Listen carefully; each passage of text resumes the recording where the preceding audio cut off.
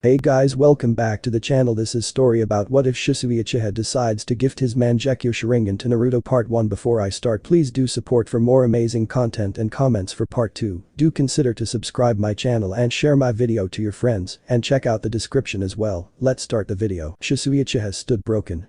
His emotions were already wrecked from the stress of dealing with his clan, which was poised to revolt. Losing his right eye to Danzo's treachery was like rubbing salt in his wound. He had intended to use his Kodomatsu Kami to protect the village, to guide the Uchiha down a path of peace. Now, that hope was all but shattered. He struggled to control the feelings of anger and betrayal, threatening to consume him. He couldn't afford to falter now. The village's future still hung in the balance. Danzo had poisoned him while taking his eye, so he suspected he didn't have much time. His left eye was still intact as he had managed to get away from Danzo before he took that as well. But it would die with him thanks to the poisoning. He couldn't allow that to happen. He needed to find someone worthy to inherit his power, someone who could carry on his mission and safeguard the peace he had fought so hard to maintain. His mind immediately jumped to Itachi. But he discarded that thought as soon as it came to him. Itachi treasured the village above all else bar his little brother. He had a suspicion that if the worst came to pass, Itachi would carry out Danzo's will to eliminate the Uchiha clan if Sasuke is spared. This was not something he could condone. Kinslaughter for the sake of peace was a slippery slope, and he wasn't confident that Itachi's choices would be best for the village. Leaving out Itachi presented a problem. There was no guarantee Sasuke would live, even if Danzo promises this to Itachi. Even if he did, the poor kid would suffer so much trauma that Shisui couldn't guarantee that he would be mentally stable. There were very few people apart from the Uchiha who could handle the chakra requirement of the Sharingan. In fact, he would say that the Senju and the Uchiha were a tier above the rest in terms of quality and intensity of chakra. Kakashi was living proof that transplanting Sharingan to a non-Uchiha may not be the best idea. Shisui believed that Kakashi's true potential was held back by the implanted Sharingan leeching his chakra. So if he was going to give his Sharingan to a non-Uchiha, they better have a hell lot of chakra with high quality. The Hokage was too old, and the whereabouts of the loyal Sannin were unknown to him. This left him with precisely one option. Naruto Uzumaki, hailing from a clan related to the Senju and possessing exceptionally strong chakra. He had watched the kid often during his patrols or as part of his duty, since the Jinchuriki is a high-value asset of the village. Even though he suffered a lot of hate from the villagers, Naruto did not resent them for it. He still sought to be acknowledged by those who scorned him. As far as Shisui could see, Naruto did not have the capacity to hate. This, more than anything else, made him the ideal candidate in Shisui's plan for his Sharingan. His time was limited. With his mind made up, Shisui headed towards Naruto's apartment. There were two ways to give the Sharingan to Naruto. If he implanted it on him, it would be next to impossible for the boy to control it. The other option was to transfer the special chakra that resided in his brain to Naruto. This chakra was responsible in converting a normal eye to the Sharingan, and Shisui theorized that transferring that chakra would also transfer the Kekkei Genkai. The only problem was that the transfer would probably cost him his life, and the one receiving the transfer should be well equipped to handle it without allowing it to overload their brain. Shisui was already a dead man walking thanks to Danzo. To ensure that his ocular chakra would not harm Naruto, he would have to seal it within Naruto until he became adept at controlling chakra. As an academy student, Naruto did not have anywhere near the level of control required to use a Sharingan, let alone his Mangekyo. In a couple of years, Shisui was sure Naruto would be able to control the onslaught of his ocular chakra by virtue of him possessing an equally exceptional chakra. Little did Shisui know the consequence of melding the chakra of an Uchiha descendant with the chakra of a Senju descendant. The result of his interference would awaken within Naruto a power that makes even the Mangekyo Sharingan pale in comparison. But this would not occur until several years later. Naruto was falling. Ninja fall all the time, but usually, they are in control of their bodies while doing so. The depth of the chasm Naruto was thrown into ensured that he could not boast any such control over his body. In fact, he was rapidly accelerating and everything around him was blurring. I'll kill that pervy sage if he doesn't kill me first. Arg. In a fit of desperation, Naruto tried to cling to the walls of the ravine, but his speed ensured that all of his efforts were futile. A few years ago, when Shisui Uchiha transferred his ocular chakra to Naruto, he kept a few failsafes to make sure Naruto was protected. First, he conditioned that the seal withholding his ocular chakra be released only when Naruto achieves a specified level of control of his chakra.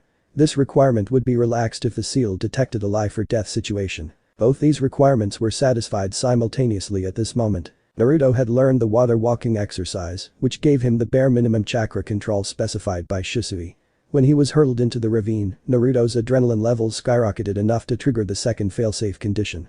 Thus, at that moment, the seal withholding Shisui's ocular chakra became undone. The chakra of a descendant of the Senju lineage, mixed with the exceptional ocular chakra of the Uchiha, triggering the rebirth of the most powerful bloodline limit in history. Within the confines of his seal, Kurama sensed a chakra that he had almost forgotten for 1,000 years. Naruto wasn't sure where he was, but he sure wasn't falling anymore. That was good. Unless he's dead. That wouldn't be good. Naruto Uzumaki. Naruto whirled around, looking for the source of the voice.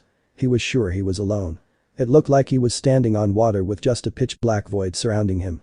However, he was no longer alone. An old man wearing a long white robe stood before him. His clothing had wide sleeves and a high collar. The robe has intricate black tomo symbols. Over the robe, he wore a black sash tied around his waist. He held a tall, black staff with a circular ring on the top, through which 6 smaller rings were attached. Most of this was lost to Naruto, who focused on the fact that he had 2 horns, weird eyes, and what looked like a blood-red third eye above his nose. Ah. An Oni. Get away from me. Naruto tried in vain to scramble back, for the distance between them remained the same. Hagoromo Otsutsuki sighed. He had not intended to meet with Ashura's descendant so soon. The boy was too young to understand his philosophies or the complicated history of the world. However, Shisui Uchiha had caused a complication. Thankfully, this complication was not as bad as what had happened with Madara. I will not harm you, child, Hagoromo spoke softly. I am not an Oni. I am but an old man, a hermit watching this world. What? Naruto blinked. Why do you have horns then? That is genetic. Think of it like a bloodline limit. Hagoromo sighed. He had faced some bad rep due to his horns even during his lifetime. Naruto looked around. Where are we? Who are you and what do you want with me? The simplest explanation I can give you is that we are in your mind. Inside your consciousness. My name is Hagoromo Otsutsuki, once known as the Sage of the 6 Paths. I lived 1,000 years before your time. Certain circumstances have caused me to appear inside your mind. What circumstances? Naruto did not have a single clue what the old man was talking about. Wait. If we are inside my mind, am I still falling down? Do not worry. Time passes here much slower than it does outside. But it would be wise to shorten our conversation. Hagoromo soothed him. It's a long story, but I will tell you the essentials. You are a descendant of mine through my younger son, Ashura. This is because your Uzumaki clan is an offshoot of the Senju clan founded by Ashura. My elder son, Indra, formed the Uchiha clan that you undoubtedly know of. Hagoromo smiled when he saw Naruto scowl, thinking of Sasuke. 3 years ago, an Uchiha intentionally passed on his chakra to you, causing the chakra of the Senju and the Uchiha to merge inside of you. Naruto nodded mutely, not understanding the significance of what he was hearing. I don't remember it though. Why did he do that? You were probably asleep while he did it. He did it hoping that you would carry on his ideals of peace and protect his village. Your unique chakra as part of your Senju lineage made you a suitable candidate, along with the ability to withstand the hate of the village for no fault of your own. Naruto grimaced. You will understand more in due time. Just know that the one who did this was an exceptional shinobi called Shisui Uchiha. Naruto vaguely recalled Sasuke being picked up by an uncle Shisui once after the academy was over. Hagoromo continued. This mixing of chakra caused my chakra to awaken within you, Naruto. The bloodline limit of the Senju lies in their exceptionally strong chakra that can accommodate any elemental nature. This power lies dormant within you already. When the special chakra of the Uchiha was mixed with it, the combination produced my own chakra as a result. This is the reason why I have come here to meet you. I will now explain what it means to wield my power and give you a few suggestions on how to control it. A moment later, Naruto opened his eyes in the real world. His hand pointed to the ground on its own accord. Shinra Tensei. An otherworldly power burst forth from his arms and pushed against the rapidly approaching ground. His descent slowed, stopped, and reversed. In a moment, he was shooting upwards rather than plummeting to his death. Jiraiya did not see any sign indicating that the Nine Tails chakra was being unleashed. A crippling fear gripped him when he realized that he might have been a tad too much reckless in his plan. Although Jinchuriki were known to be sturdy, a drop from such a height might actually kill the boy if the Nine Tails didn't cooperate. A moment passed, and he saw the subject of his concern barreling upwards, towards him. He barely had a moment to blink owlishly before Naruto's fist collided with his jaw and he was sent flying. Oh, what is your face made of, old man? Naruto complained, cradling his broken wrist. Jiraiya got up from his undignified sprawl, rubbing his jaw with a pained expression. You pack a punch, kid, he muttered, trying to shake off the impact. But you might want to work on your technique a bit more. Looks like you hurt yourself more than me. He grinned. No kidding. Naruto glared at his new teacher. You could have just ditched me if you didn't like teaching me that much. No need to try and off me. Now, no pain no gai holy fuck, is that a Rinnegan? Jiraiya gawked, his eye bulging out in surprise. Indeed, the clear cerulean blue eyes of his student were replaced with a steel-gray sclera and black circles in a ripple pattern similar to his first student. "Oh yeah, he told me my eyes would change," Naruto muttered. "Do you have a mirror or something?" Jiraiya produced a mirror from his pocket, to which Naruto raised a questioning eyebrow. For research, Jiraiya smirked, and Naruto rolled his eyes before taking the mirror to inspect his new look. He studied his reflection, turning his head from side to side. "Well, that's something," he said, a mix of curiosity and apprehension in his voice. "You said something about someone telling you this would happen?" Jiraiya asked probingly, his tone nonchalant. Inside, his mind was working a mile a minute, thinking of all the possible explanations for this. He could come up with none. Naruto's chakra was still mostly the same, so that ruled out the possibility of him being switched by some impostor. And an impostor wouldn't go to the trouble of distinguishing himself from Naruto's appearance so blatantly. "I met an old alien sage in my mind when I was falling to my death." Naruto huffed and crossed his arms. "Speaking of which, alien sage?" Jiraiya furrowed his brows. "He called himself the sage of the six paths or something." "What? Is he a big deal?" Jiraiya was stunned. "A big deal?" "Naruto, the sage of the six paths, is the founder of ninjutsu and the ancestor of all shinobi. If you met him, it's the biggest deal in history. But he lived 1,000 years ago, so I'm not sure how you might have met him. If you didn't have a Rinnegan right now, I wouldn't even be considering what you said is the truth." Naruto blinked, processing the information. "So, this guy is important. Great. What does that mean for me?" "That depends on what he told you." Jiraiya trailed off, prompting Naruto to explain his situation to him. Half an hour later, both Jiraiya and Naruto were waiting patiently as the third Hokage finished smoking 6 straight pipes after processing the information that was conveyed to him. As his hands twitchingly went for the 7th pipe, Naruto cleared his throat impatiently. Forgive me, Naruto. I am merely contemplating the implications of this revelation." The third Hokage and the third person to hold the title of the God of Shinobi said in embarrassment. What Naruto had revealed to them was a world-alteringly significant piece of information. Naruto shifted uncomfortably. "So, what do we do now, old man?" The third Hokage sighed, putting down his pipe. "We must be cautious. The power of the Sage of the Six Paths is immense. We need to ensure you can control it and understand its full potential. This is not something we can take lightly." "You said the sage imparted some of his knowledge to you?" Naruto nodded hesitantly. "It's difficult to explain. But I feel like I understand this chakra stuff a whole lot better now." He opened his palm, and a black rod materialized in it. "Is that?" the third Hokage asked in shock. "The yin-yang release, I believe." Jiraiya breathed reverently. Lord Fukasaku had mentioned stories told to him by Lord Gamamaru. "It's the real deal." Hiruzen swallowed. "Can you float, Naruto?" "Maybe." Naruto tried to emulate what he did during his fall down the cliff. Slowly, his form rose from the ground as if gravity held no meaning. He still wobbled, but he had accomplished something the third had only seen Inoki of the Hidden Stone and his predecessor do before. Excitement bubbled in Hiruzen's chest. The potential that Naruto was demonstrating was endless. He thanked Shisui a million times for his sacrifice and for strengthening the village. He still bitterly regretted the fate of the Uchiha. Shisui would have hated that his fears had come to pass. He passed a sheet of chakra paper from his desk to Naruto. "Channel chakra into it," he instructed. Naruto did as he was told. The paper disintegrated. Jiraiya tilted his head. The reaction was similar for Nagato. To Naruto's questioning look, Jiraiya said, "I'll tell you about him later." "The chakra paper isn't designed to withstand such a powerful chakra," Hiruzen concluded.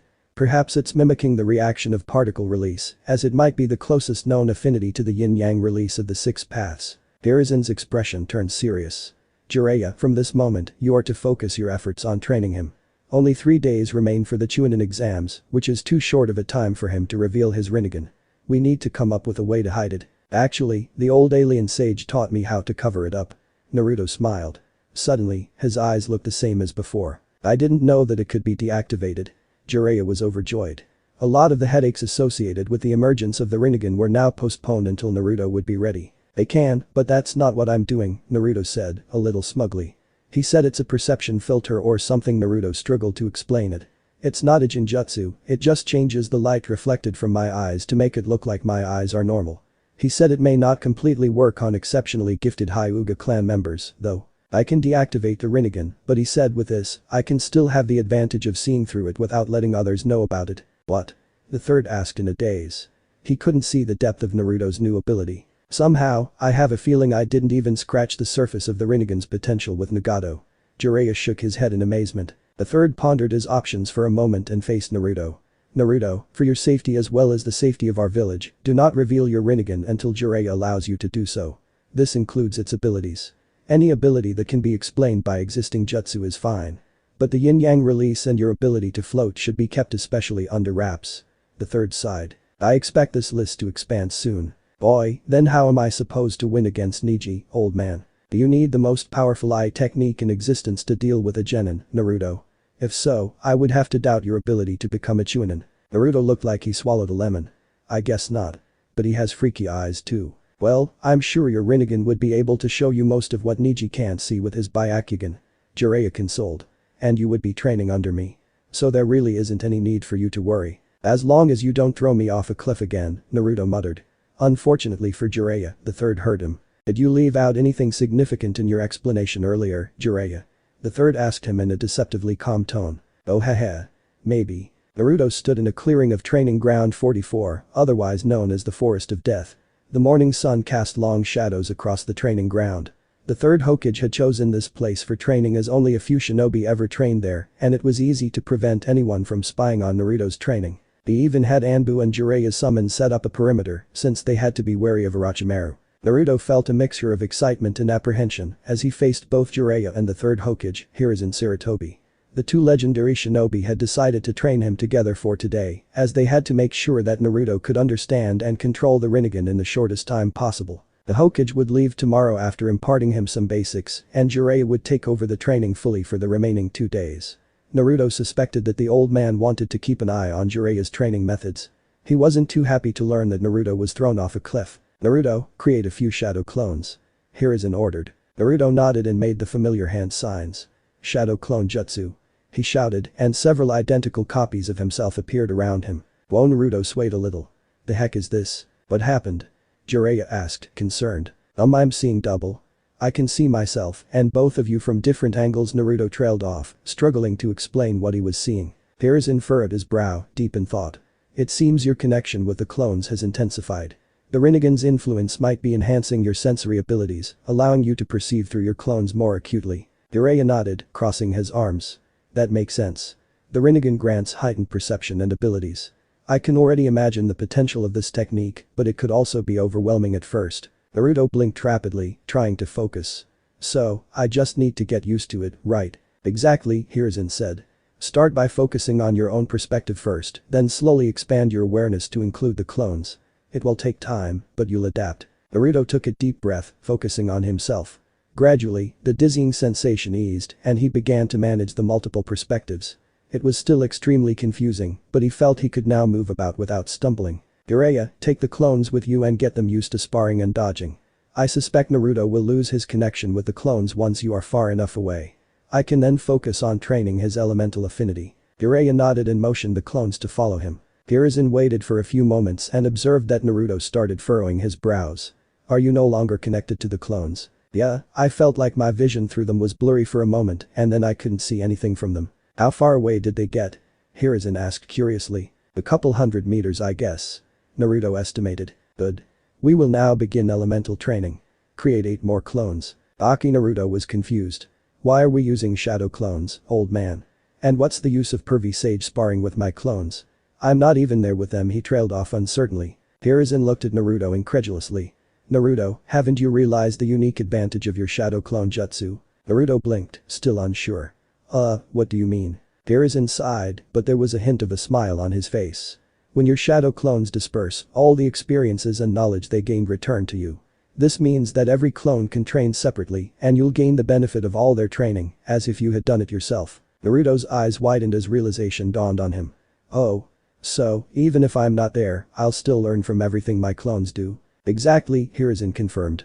He created 2 shadow clones himself. Now, let's focus. Divide into groups of 3. We shall practice 3 elemental affinities simultaneously. Earth, water, and fire styles are said to be relatively easier to master, and we shall start with them. One group will practice earth style with me, another will work on water style, and the third on fire style. The clones nodded in unison, splitting into 3 groups. Hiruzen led his group consisting of the original Naruto to one side of the clearing. Hiruzen began his lesson. Naruto, controlling earth chakra requires patience and precision. I think with your Rinnegan, it would help if you watch me perform a few earth-style techniques that highlight the different applications. Understand how the normal chakra is converted to attain the change of nature and watch how the hand seals influence this change. This is an unconventional way of teaching this, but it may be more beneficial for you. Now, watch closely. Hiruzen performed a series of hand seals with deliberate precision. Earth style. Earth Dragon Bullet. He declared. The ground shook as a massive earthen dragon emerged, opening its massive jaws before launching multiple earth projectiles. Notice how I convert my chakra into earth nature, Hiruzen explained. The hand seals channel and shape the chakra, allowing it to transform into the earth nature. The dragon and its projectiles are a result of this precise manipulation. Naruto nodded, his Rinnegan picking up on the flow of chakra and the subtle changes during each hand seal. I see it the way your chakra changes as you form each seal. I see it change color, sort of. And your chakra became a lot denser and spread into the ground through your feet. Hiruzen smiled. Exactly. Now, let's move on to another technique. This one focuses on defense. Earth style. Mud wall. He quickly formed the necessary seals, and a sturdy wall of earth rose from the ground, solid and imposing. Again, observe the conversion of chakra and the difference from my previous attempt, Hiruzen instructed. Feel the stability and strength of the wall. It's all about merging your chakra with the earth. Naruto concentrated, watching the chakra transformation with his Rinnegan. He could see how it merged with the earth to form a solid barrier. Hiruzen demonstrated a few more techniques, each with deliberate precision, while going into more detail on each jutsu each time.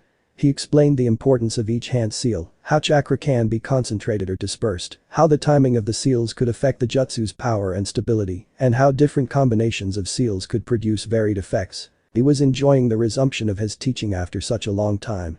He was also amazed at some of the insights Naruto gained regarding his techniques, thanks to his Rinnegan. Now, it's time to put it into practice. Try to create a small mud wall, which is the easiest earth-style technique to learn. Hiruzen instructed. Naruto and his clones nodded, excited at the prospect of finally learning a cool jutsu after the summoning technique. Meanwhile, Jiraiya had instructed a couple of Naruto clones to focus on floating above the ground without moving. He reasoned that this would be a good exercise in chakra control, which would help Naruto in the long run. He turned to the remaining clones and grinned. Alright. Now, all of you come at me and try to land a hit on me. I will not use my hands at any point. He grinned, seeing Naruto's insulted expression. 3 clones charged at him abruptly, their fists aiming for his torso. Jiraiya dodged effortlessly, using his legs and body to evade their attacks. Come on, is that all you've got? Jiraiya taunted, a taunting smirk on his face. The clones regrouped and attacked again, this time coordinating their efforts. One aimed high while the other 2 went low, trying to corner Jiraiya. He leaped into the air, flipping over their heads and landing gracefully behind them. Nice try, but you'll have to do better than that, he said, still grinning. The clones were having a hard time absorbing the influx of information from multiple perspectives. He could see Jiraiya from 6 different angles, but he still couldn't land a hit. It was frustrating, to say the least. Alright, guys, let's change tactics, the designated lead clone of the group muttered to himself. They spread out, attacking from different angles and using feints to try and catch Jiraiya off guard. Despite their improved strategy, Jiraiya continued to dodge their attacks with ease. His experience showed when he used every opportunity to teach Naruto through action. Focus on reading my movements, not just reacting. Anticipate where I'll be, he advised, effortlessly sidestepping another punch. The clones persisted, their movements becoming a little more coordinated and precise with each attempt. Jiraiya had started aiming kicks at them, slow enough that they could barely dodge. His unpredictable style kept them on their toes, forcing him to anticipate and adapt. Remember, Jiraiya called out as he spun away from a clone's attack, your enemies won't just stand still. You need to be ready for anything. He arched his leg back, his feet touching one of the clones that was sneaking up behind him. He was deliberately gentle with his taijutsu so that the clones could be dispersed only after absorbing a significant amount of his teachings. One clone tried to sweep his legs from behind, while another aimed for his midsection. Jiraiya jumped, narrowly avoiding both attacks, and landed with a graceful roll. He was about to offer more advice when a third clone came from his blind spot, its fist aimed at his side. Jiraiya smirked, spinning to evade and counter with a gentle tap of his foot to the clone's shoulder. Nice try, but you need to coordinate better and understand exactly when the opponent is off guard. Sneak attacks are good, but doing them frequently will just help your opponent anticipate it. The light sparring continued for an hour before Jiraiya dispersed all 3 clones in a roundhouse kick after telling them to inform the original to send more. A few disgruntled clones arrived a minute later, fresh and ready to take a beating. I think I've given you enough time to acclimatize with your Rinnegan. I will now stop holding back, so ask the original to keep sending clones each time I pop one of you. The clones shivered at Jiraiya's positively gleeful expression. At the end of the day, Naruto had exhausted all his chakra reserves from continuously spawning clones for Jiraiya to take down.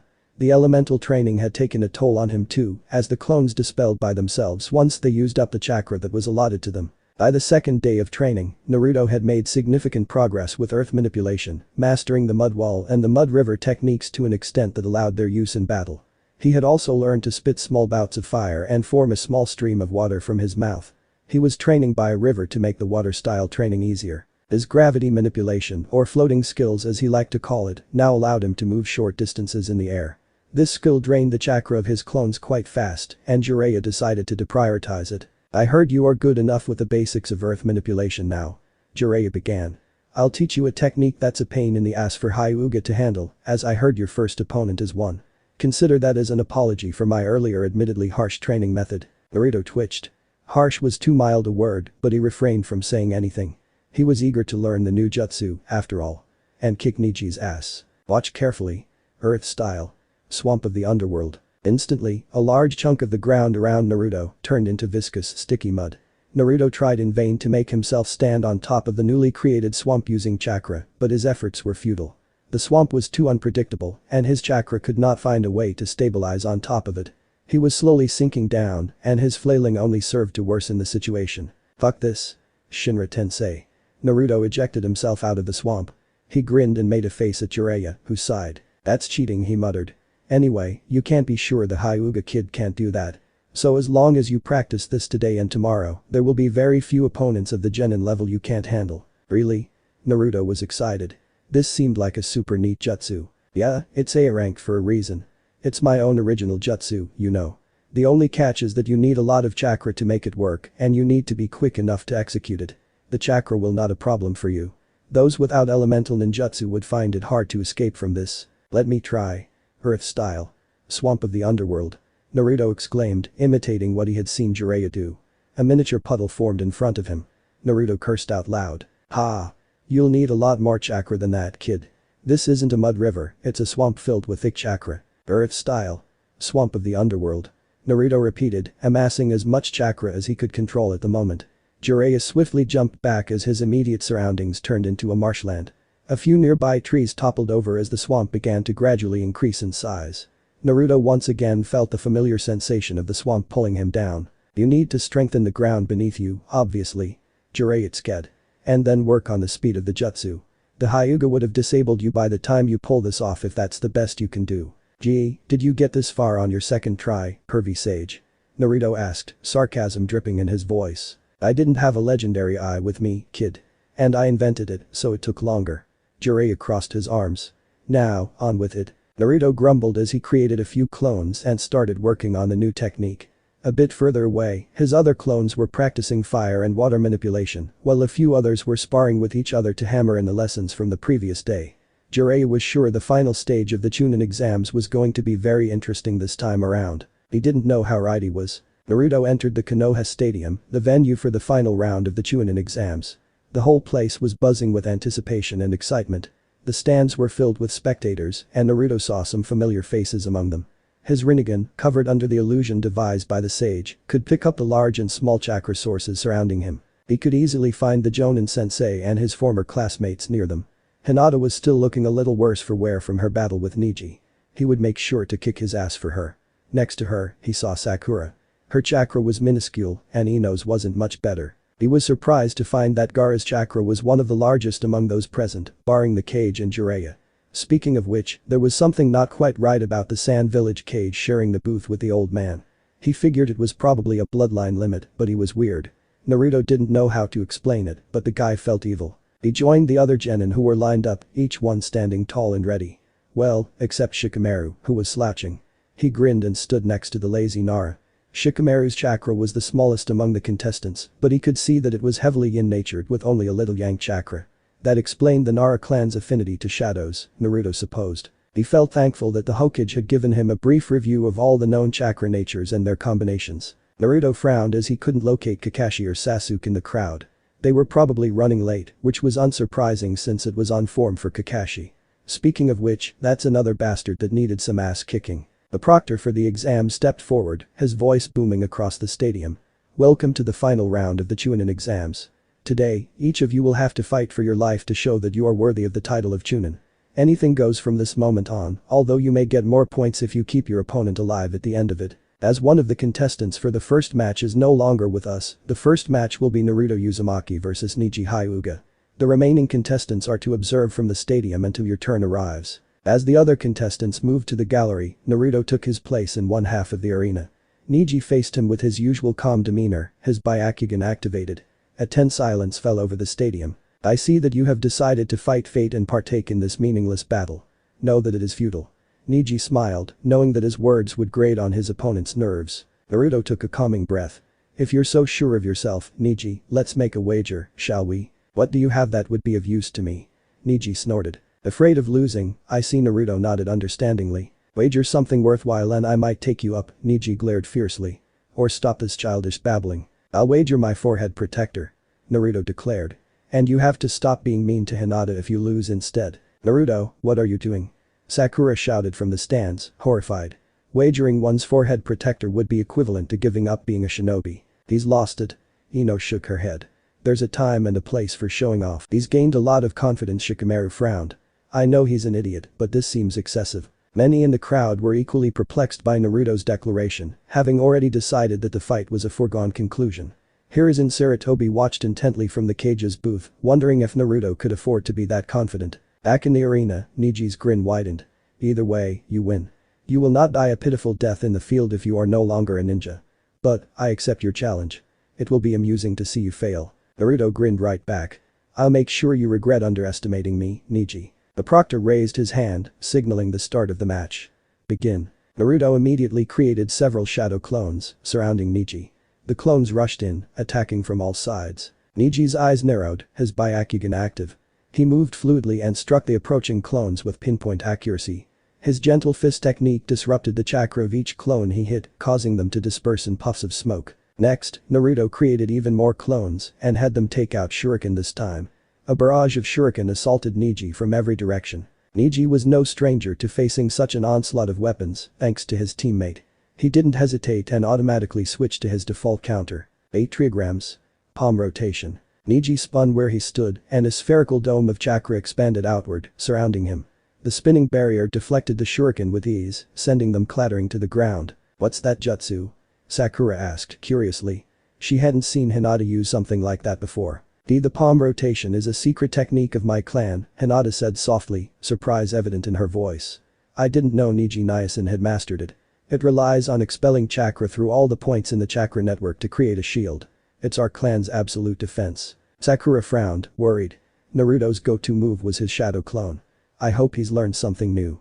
She didn't have much hope since Kakashi-sensei was focusing on Sasuke. As soon as the wave of attack subsided, Niji dashed towards the nearest Naruto clone. With a single strike, the clone dispersed in a puff of smoke. Niji moved to the next clone, striking it down with the same efficiency. Naruto smirked and created more clones. Half of the clones and Naruto quickly flipped through some hand signs. Water style. Water bullet. They shouted in unison, launching a barrage of high-speed water bullets toward Niji. Niji's eyes narrowed as he activated his Byakugan, tracking the incoming attacks. He spun rapidly, calling out, 8 trigrams. Palm rotation. The spherical dome of chakra expanded around him, deflecting the water bullets with ease. Naruto intently watched the dome and locked onto the moment the dome began to subside. The other half of his clones immediately began to perform the same hand signs as earlier. Niji was annoyed when he realized Naruto's strategy. To keep alternating attacks using 2 groups of clones and force him to maintain his technique. As soon as the technique slowed, the second wave of clones launched another barrage of water bullets. Niji gritted his teeth and spun into another rotation, deflecting the attacks. He's trying to wear me down, he thought, irritation evident on his face. And he has a very large chakra reserve. Naruto grinned. A battle of attrition was always in the favor of a Jinchuriki. Well, it looks like Naruto learned a few tricks. Kiba laughed with glee. If Naruto didn't put on a good showing, it would reflect badly on him too. Water-style jutsu, Sakura breathed, stunned. A moment ago, she was sure that Naruto didn't have much hope against Niji. But it seemed the tables had turned. She was shocked that Naruto had learned elemental jutsu in such a short span of time. She had started to feel that she was out of her depth ever since the Forest of Death. That feeling came back with a vengeance when she realized how much Naruto had improved. As the first set of clones began preparing for another barrage of water bullets, Niji abruptly broke off his technique and attacked the nearest Naruto. He was grazed by multiple water bullets and hit by two, but Neji had ensured that the ones he allowed to land were in non-lethal spots. Dispelling the clone, Neji promptly put some distance between himself and his opponents. He made it seem like the technique takes some time to stop, but also knew how to stop it suddenly. Naruto was impressed. Neji had executed the slowed stop of the palm rotation, mostly for show and finesse, and quite possibly for deception. As soon as he saw Neji break off the technique, Naruto began to form another set of hand seals. Earth style. Mud wall. He shouted, slamming his hands to the ground. His clones that were not yet dispersed copied his actions. While his earlier demonstration of water style had caused some surprised murmurs, the revelation of a second elemental nature caused an outroar, especially among the ninja of the Leaf Village who knew Naruto well. That's impossible. Kurenai exclaimed, her eyes widening in surprise. He learned two elemental natures in such a short time. He only used subpar Taijutsu against Kiba. Asuma nodded, his expression serious. It seems Kakashi has been holding back on what he's been teaching Naruto. Tree walking my ass. The Hokage watched Naruto with interest. It seems he was able to speed up the jutsu as I asked him to. He will become a formidable shinobi soon. Rasa, the Kazekage, narrowed his eyes. Something has happened to the Jinchuriki. Jiraiya could not have taught him so much in such a short time, even if they exploited shadow clones to the fullest. The boy was hopeless in the forest. Mud walls blocked his path as Neji rushed to attack Naruto. He jumped and maneuvered around the small obstacles adeptly. The fight was taking far longer than he calculated and he was exposing most of his techniques. The same could be said for Naruto, but Neji could see that the boy hadn't exhausted even a fraction of his chakra.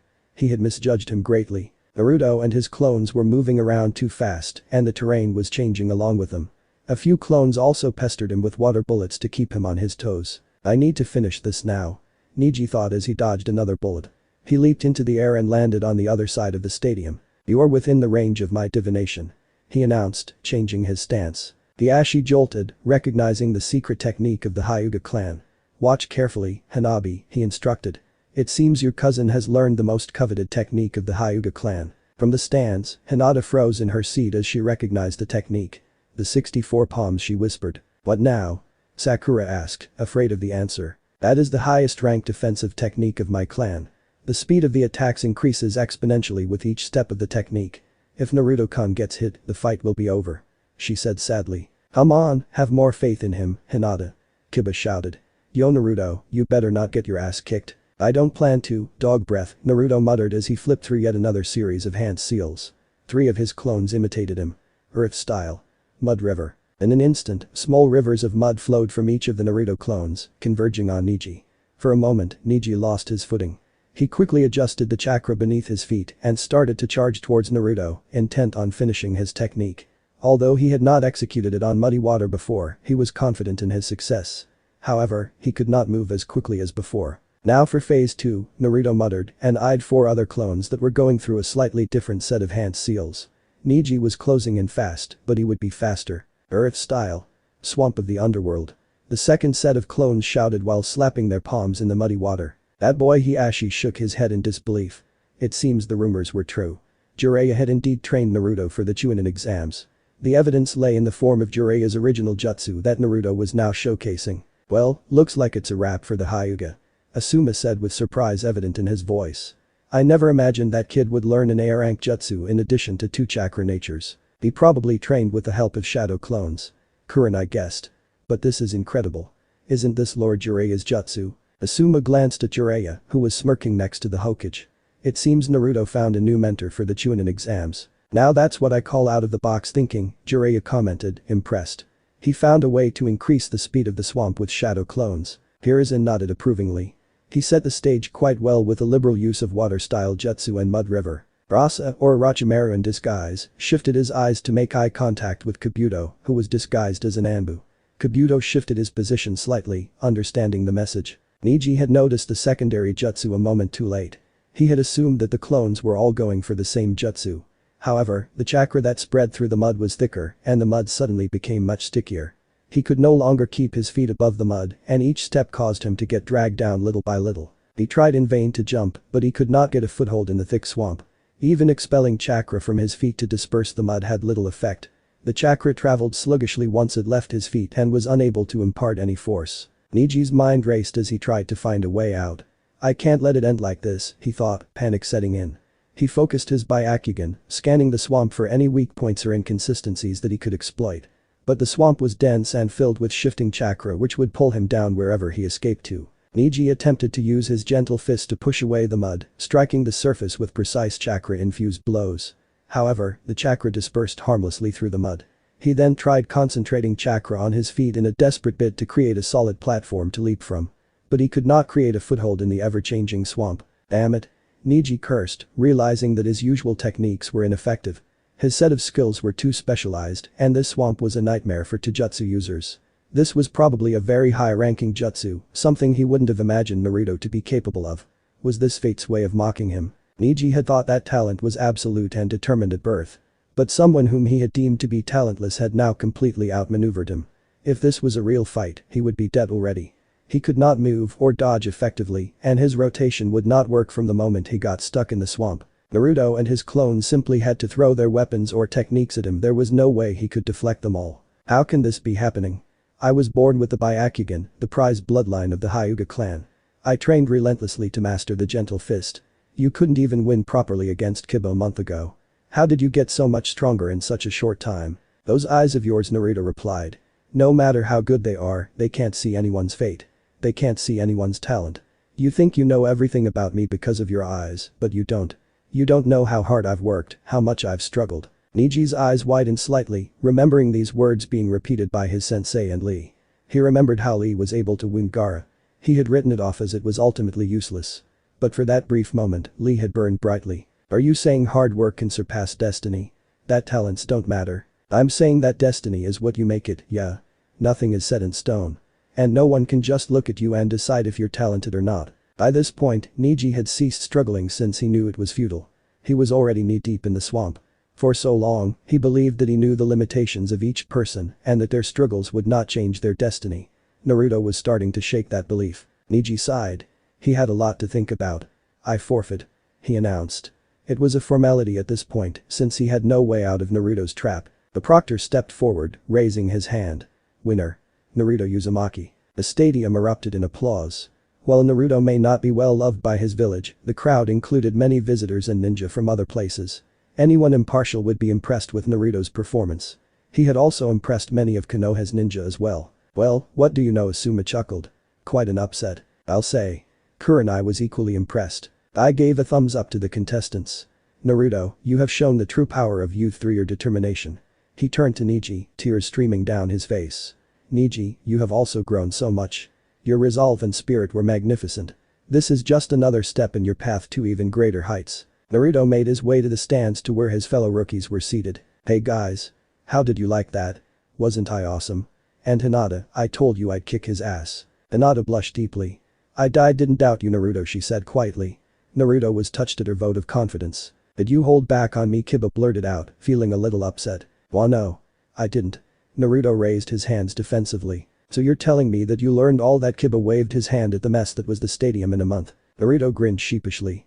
Yeah, pretty much. I know, I'm awesome. Suspicious is more like it, Ino chipped in. How can you get that good in a month? Why didn't you do it earlier then? Naruto scratched the back of his head. Well, I had some help from Pervy Sage, and I used a lot of shadow clones for extra training. I worked really hard, believe it. Wait, who's Pervy Sage? Sakura cringed at the nickname. That old geezer over there. Naruto pointed towards Jiraiya's position in the cage box. Jiraiya, who saw him, gave him a jaunty wave. Who's that? I've never seen him before. Shikamaru frowned, trying to place the old man. I believe that is Jiraiya of the legendary Sanin, Shino said quietly. What? Sakura's head snapped toward the old man Naruto had just called a pervert. No way. Oh yeah. Naruto clapped his hands together, finally remembering his teacher's name. That was his name. After a month, it was embarrassing to ask again. Thanks, Shino. The genin just looked at Naruto in disbelief. Standing a little behind the group, Kabuto, disguised as an Anbu operative, caught every bit of that conversation. There's something you aren't revealing, Naruto. Lord Orochimaru would be most interested to know what that is. Naruto sighed impatiently as he waited for Sasuke and Kakashi-sensei to show up. He could feel the crowd's restlessness growing with each passing second. All of the fights in the first round were done except for Sasuke's. Since Sasuke was late, the other first round match had continued as planned, but now the audience was growing restless for the final match. The most interesting thing so far had been Shikamaru's upset win against Temari. Seriously, Naruto thought Shika was done for when he saw the Sand Girl's jutsu. Shika's last-minute win was nothing short of inspiring. It made up for the lame forfeit from that makeup dude from the sand. Speaking of, it must be awfully inconvenient for him to be cooped up inside that shell and carried around by a puppet. The guy chickened out, but he did have a cool jutsu. The proctor looked at his watch and sighed. He raised his hand. The grace period given to the Uchiha had run out. Since one of the contestants has failed to show up, this match is. At that precise moment, Kakashi and Sasuke materialized in the field in a swirl of wind and leaves. So, what did I miss? Kakashi asked cheerfully as he walked up to his fellow jonin. He eyed the Anbu unit scattered throughout the stadium. The tension was thick. He was relieved that Lord Jiraiya was present next to the Hokage. It was clear that the sand was going to try something. You know, having one of your students taught by a Sannin is kin to cheating. Asuma said with a grin. A Sannin? Since when is a Bisu considered as one? Kakashi asked innocently. Oh, quit your act. There's no way you wouldn't have known. Kurenai snorted. I'm not responsible if my student caught a lucky break and impressed a Sannin enough to be trained by him. Kakashi shrugged. A bet, however, is still a bet. Asuma grumbled as he handed some of his money to Kakashi, who took it gleefully. Kurenai shook her head. Asuma never learned that betting against Kakashi was a fool's game. So, tell me what exactly happened. I can see that Naruto is looking none the worse after his battle. Kakashi observed, impressed despite himself. He expected at least a few of his chakra points to have been blocked. He had received word that Jiraiya had started training Naruto on summoning techniques around 3 weeks ago, but he hadn't heard of the results of his training. Yeah, Neji didn't touch him. Literally. Asuma chuckled. I'm beginning to think the team assignment was ridiculously unfair this time. Those are not the skills of a last-place genin. Well, people change. Lord Jiraiya himself was the last in his graduation class, I believe. Kakashi replied. And the same goes for Guy. That's right, Kakashi. Your student has shown that hard work can make all the difference in the world. Guy said, giving him a thumbs up. Kakashi noticed that the smile did not carry the usual enthusiasm. Lee's state was weighing down on him. Kakashi observed Naruto, who was chatting with his friends. It was hard to believe that he had defeated Neji so handily with just a month of training, but it was embarrassing for him to ask more at the moment. He could see Jiraiya shooting him a "we need to talk" look, so he assumed he'd get filled in soon enough if whatever the sand and sound had planned didn't stop it. Something big had happened with Naruto. Naruto watched as Sasuke dodged wave after wave of Gaara's attacks. Gaara hadn't moved from his place, letting his sand do all the work for him. Sasuke has his work cut out for him. Naruto saw that Gaara had enough chakra to do this the whole day and not get tired. Every time Sasuke tried to close the distance, Sasuke would be attacked from multiple directions by the sand. Viewing his rival through the Rinnegan, Naruto couldn't help but be impressed. Sasuke was very judicious in using his chakra reserves, which were not small by any measure. He was currently measuring Gaara's reaction time with well-timed attacks and last-second evasions. Suddenly, Gaara's voice cut through the air. Sasuke Uchiha. He shouted, you're starting to bore me. Entertain me more and you may live a little longer. You will help me prove my existence. Naruto cringed at the cliché-sounding proclamation. He has serious issues. Naruto recalled the way Gaara was acting when Guy-sensei saved Lee last week. At the same time, he felt an eerie similarity between Gaara's words and that of Haku. They both sounded like they didn't really have a reason to live. Sasuke was itching for some action as well and quickly flipped through the hand signs of a fire jutsu. Naruto paid close attention to the way Sasuke's chakra moved while performing the jutsu. The Rinnegan wasn't as good as the Sharingan for copying moves, but it helped Naruto get a better feel for each jutsu. Every time he saw one, it made him understand the chakra a little more, helping him get better bit by bit. The great ball of fire that Sasuke spit out made its way toward Gaara, who gave a creepy smile. A gigantic wave of sand blocked and extinguished the fireball before it could harm him. But at that exact moment, Sasuke appeared behind Gaara and hit him with a roundhouse kick. Naruto blinked. That was fast. He had a little trouble seeing it with his Rinnegan. His friends, however, were dumbstruck. To them, it was as if Sasuke had teleported. Gaara shot towards one of the side walls of the arena. A cushion of sand was already there waiting for him, absorbing the shock of the impact. Sasuke was already running towards Gaara while flipping through a new set of hand seals, which Naruto recognized to be that of a lightning-style jutsu. As he heard the familiar sound similar to the chirping of birds, Naruto sent Kakashi a look of betrayal. He should have taught me that, damn it. Gaara's hastily conjured sand shield could not hope to stop Sasuke's attack. The Chidori, a high-pitched chirping mass of lightning, sliced through the sand like it was nothing.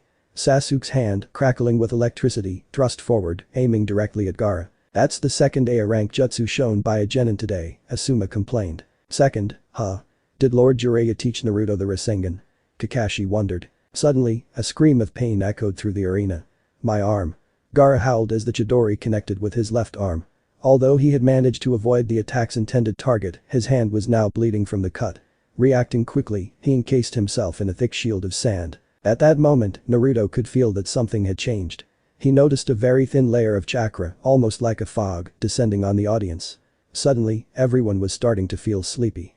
Recognizing the descending yin chakra as a genjutsu, Naruto quickly agitated his chakra. He saw that a few of his friends had also fallen victim to the genjutsu and quickly moved to assist them. Naruto whipped his head around when he heard the sound of a high-pitched scream from Sakura. His blood froze when he saw that she was now unconscious and being carried by an Anbu operative. He who most definitely was not an Anbu if he pulled something like this. "Hey! Why did you attack her?" Naruto shouted, quickly creating several clones and charging toward the unknown Anbu. "Follow me and you might find out," said a condescending yet familiar voice from beneath the mask. The Anbu swiftly rushed out of the stadium, with Naruto hot on his heels. That almost sounded like Kabuto. Nah, can't be, Naruto thought, shaking his head as he continued the pursuit. Naruto. Kakashi sprinted towards his student, recognizing the hostage tactic. They were probably trying to incapacitate the Jinchuriki before he became a problem. Before Kakashi could reach Naruto, 4 sound ninja materialized in front of him, surrounding him. "You will stay right here." One of them barked. Reacting swiftly, Kakashi uncovered his Sharingan and created a clone. The clone immediately began flipping through hand seals. Ninja art. Summoning.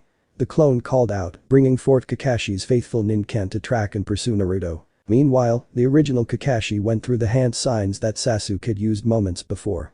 Lightning crackled around his hand as he prepared a Chidori, staring down the sound Jonin who encircled him. "I'm sorry, gentlemen, but I'm on a tight schedule. I'll have to cut this meeting short." Sasuke quickly dispelled the Genjutsu and scanned the area for the source. He saw the chaos unfolding around him. Sakura being kidnapped, Naruto giving chase, and Kakashi being intercepted. The Sand Team's Jonin sensei appeared in front of Gaara, flanked by his siblings. The proctor stepped forward, positioning himself in front of Sasuke to confront the Sand Ninja. "Kid, the exams are cancelled. As you probably figured out, Konoha is under attack from the sand and the sound. Follow that teammate of yours who got kidnapped. We'll handle things here." The proctor told him without taking his eyes off his enemy. Sasuke had questions, but this was not the time to ask them. With one last scathing look towards Gaara, he exited the stadium and followed after Sakura and Naruto. "So, Lord Kazekage," Hiruzen said, observing the chaos around them. He and Jiraiya were now stuck inside a barrier maintained by 4 unknown sound ninja. "It seems you decided to betray our trust."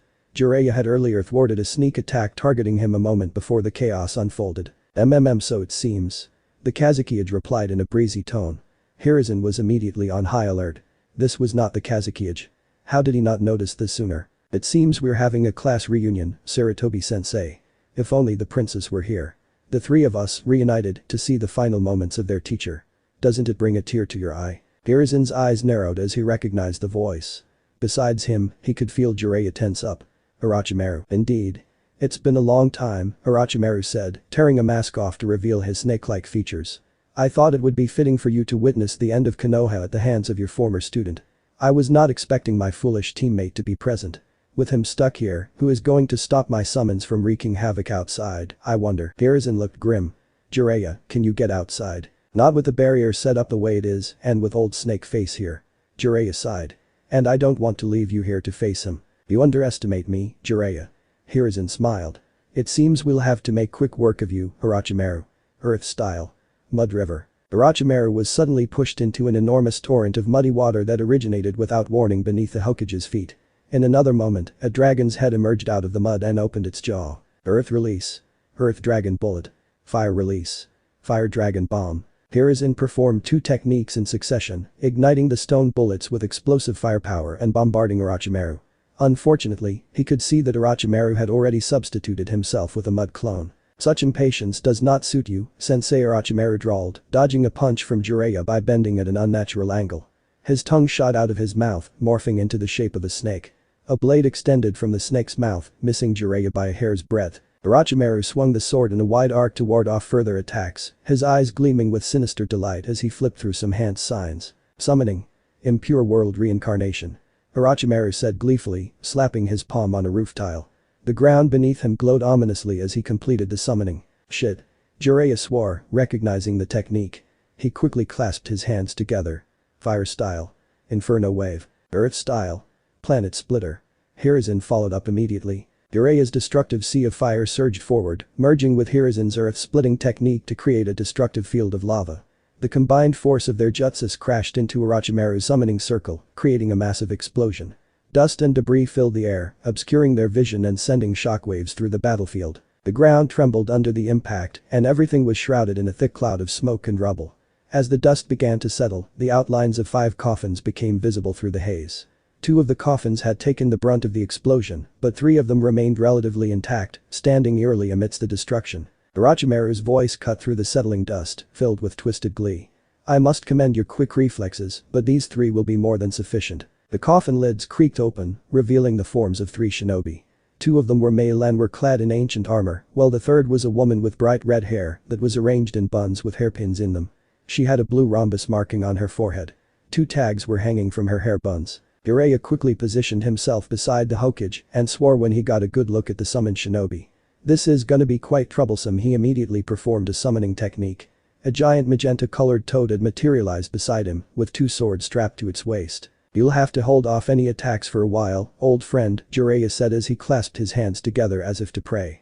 Gamaken's eyes widened as he looked at the opposition. He gulped. "I'll try, but you know that I'm clumsy." The third Hokage was shaking in rage. "You don't even leave the dead to rest." Orochimaru simply chuckled darkly, enjoying his teacher's rage. "Is that you, Hiruzen? And Jiraiya?" the woman asked, tilting her head. She looked around and looked surprised to see her 2 companions. "Are we summoned here by your technique, dear brother-in-law?" she asked the white-haired man beside her. "It appears so," the man replied, but there was a hint of nervousness in his voice. "I never imagined." "Oh, didn't you?" the woman asked in a deceptively calm tone. "I was sure I had warned you against this technique. Several times, in fact. I warned him too." The third man, who had long black hair, joined in accusingly. "But does he ever listen to us?" "No, of course not." "Typical. As amusing as it is to see your family reunion." Orochimaru chuckled. "You have a village to destroy and students to kill. Specifically, your village and your students. A pipe dream." The woman sighed, forming a few hand signs. However, she was forced to stop midway. We can't have that, can we, Lady Mito? You will do exactly as I tell you," Orochimaru said smugly. "I always knew that you were a rotten apple, Orochimaru." Mito Uzumaki muttered, her face darkening as she recognized her summoner. She could see that both of the Senju brothers were also facing similar difficulties breaking out of the jutsu. It seems they were significantly weakened so that the jutsu could hold them. This was both a good thing and a bad thing. Senju Hashirama sighed, giving up his efforts to escape from the jutsu. Sensing his chakra, he felt as if he was back to being a teenager. He couldn't resist as the shinobi called Orochimaru plunged a kunai infused with seals into his skull. He could feel his personality becoming muted and his will diminishing as if he were watching his body from a distant place. Hiruzen quickly reined in his emotions and summoned the Monkey King, getting ready for a serious battle. Once the reanimated shinobi were out of their coffins, there wasn't much you could do to stop the jutsu. All he could do was to prepare for the inevitable confrontation. A moment later, chains made of pure chakra exploded out of Mito, intending to skewer Jiraiya. At the same time, the Hokage was assaulted by a veritable hail of earth and water bullets. The chakra chain collided with Gamaken's shield, though the sheer force of the impact pushed him back. Jiraiya quickly hopped onto Gamaken's back. Taking the cue, the toad leaped into the air, creating some distance between them and the reanimated shinobi. Hiruzen had erected a sturdy mud wall that was taking most of the damage from the barrage of water bullets. However, the wall was destroyed by a powerful jet of water in the next moment. Wood style. Deep forest emergence. The first Hokage slammed his palm to the ground. Ninjutsu. Bringer of darkness. The second Hokage followed up with his own signature jutsu. The world was encased in darkness as fast-moving roots approached to bind Jiraiya and Hiruzen. "Ah, shit.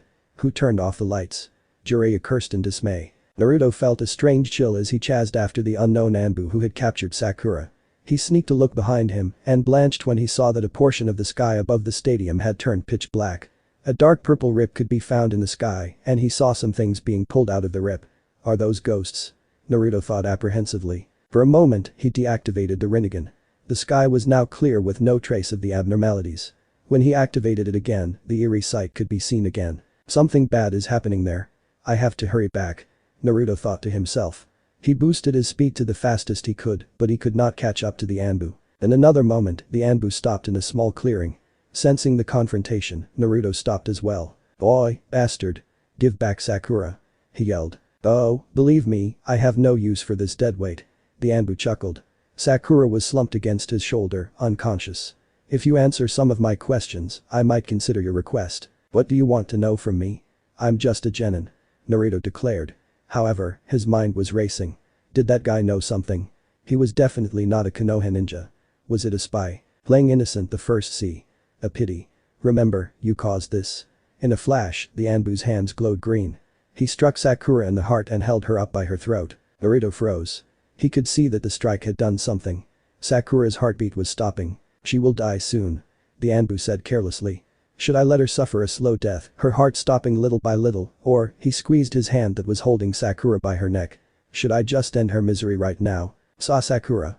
Naruto screamed, his voice becoming guttural with raw fury. Panic and rage surged through him. The thought of losing Sakura, his teammate and friend, was unbearable. His vision blurred with tears of helplessness, and a cold sweat broke out on his forehead. The sage's Jinjutsu still showed his eyes as deep blue, but his Rinnegan had bled into a red color, with the iris becoming pitch black and slit-like. The transformation mirrored the storm of emotions inside him. Rage, fear, and desperation all coalesced into a singular, burning focus. He felt a familiar yet strange sensation, as if his very soul was reacting to his anguish. Anshinten, Naruto whispered, his palm extending towards the Anbu operative. Naruto's opponent was suddenly pulled towards him as if he was yanked in by a rope. A fraction of a second later, he found that his own throat was enclosed within the Jinchuriki's hand. Well, we seem to be at an impasse. The Anbu chuckled, although he was struggling to breathe through Naruto's chokehold. In response, he began to tighten his grip on Sakura's throat as well. Let's not get too excited, shall we? Your friend's life hangs in a balance, after all. His mind was racing. Had Naruto Uzumaki developed a new bloodline limit? He did not know of any existing techniques that could pull someone like this. He was not too concerned, however. He had the upper hand as long as he had the girl. Besides, the boy was merely a genin. Tell me what I want to know, Naruto. Things will be a lot smoother that way. Ninjin? Naruto said quietly. That was the last thing Kabuto Yakushi, spy of Orochimaru and former root operative, heard in this life. In another moment, his grip on Sakura loosened and the limp body of Kabuto fell to the ground. Naruto fell backward as well, the jutsu taking its toll on him. A young boy wakes up on the battlefield, bleeding from his head. A woman kneels beside him, gently lifting him up. He opens his eyes, confused, unable to remember anything. In an orphanage, the boy smiles as another child places a helmet on his head. The woman, whom he called mother, hands him a pair of glasses. His face lights up with gratitude as he sees clearly for the first time. The boy is given the name Kabuto, which meant helmet. Although unimaginative, it was something he cherished and one of the happiest memories of his life. The boy, now older, listens secretly to a tense conversation. A one-eyed man demands an orphan for a secret organization from mother. The boy steps forward, volunteering, despite the protests from others. The boy stands over a fallen woman, realizing with horror that she is mother and he has hurt her. He tries to heal her, tears streaming down his face, but she doesn't recognize him. Who was he then, if mother did not recognize him? The snake-like man approaches the boy, offering a new path. The boy attacks in anger, but stops when the man begins to reveal dark secrets related to his past. How his life and his mother's. He finds a twisted form of comfort in the stranger's words and decides to start anew. In a dark lab, the boy assists the sinister figure, surrounded by medical equipment and strange experiments. His eyes show a mix of fascination and determination as he works. Now a young man, he travels with his new mentor as he joins a new organization. His mentor attacks his teammate and is defeated with a powerful ocular jutsu. He listens to his mentor's plans to attack his former home village. He shares the intel he had as a spy. He watches as his underlings ambush and kill the Kazekage. Naruto. Wake up. Naruto groaned as he was shaken awake. As consciousness returned to him, he jolted up, remembering what had happened. Hey Kakashi-sensei. Naruto saw that he was being held by his sensei. He looked around frantically and found that Sakura was slumped against a tree. Sakura. She's alive. Just unconscious. Kabuto had slowed down her heart, but I managed to get it back to its normal pace again. Kakashi informed him. I got here as you were passing out. What happened? Naruto held his head as a rush of memories filled him when he heard the name Kabuto. He didn't know what the fuck happened, but he was remembering bits and pieces of the traitor's life. The Anbu was Kabuto, and he had killed him. Is Kabuto? Naruto asked hesitantly. He had realized that the spy Anbu was Kabuto, the one who had guided them in the forest of death. Dead? Kakashi informed him, looking carefully at his reaction. We need to speak about that too. But unfortunately, we don't have a lot of time. You may have realized this, but we are at war, Naruto. Naruto's face crumpled when he realized that he had just killed someone. The Rinnegan had done something. Some abilities of the Rinnegan may reveal themselves at times of great distress, the old man sage had told him. Somehow, the anger and fear he felt when he realized that Sakura was about to die triggered this ability. He had somehow absorbed Kabuto's soul. It creeped him out when he thought about it. As he sat there, he was remembering more and more of Kabuto's life. That guy was seriously messed up, Naruto whispered. Is this root thing still present in our village, Kakashi-sensei? Kakashi stiffened. How do you know about that, Naruto? I absorbed Kabuto's soul. Naruto whispered.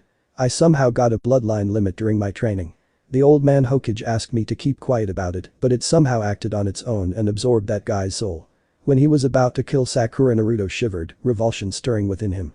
He felt as if his very core had been tainted by the experience. What's happening to me? I'm remembering Kabuto's life. I'm getting his memories. He muttered, his voice trembling.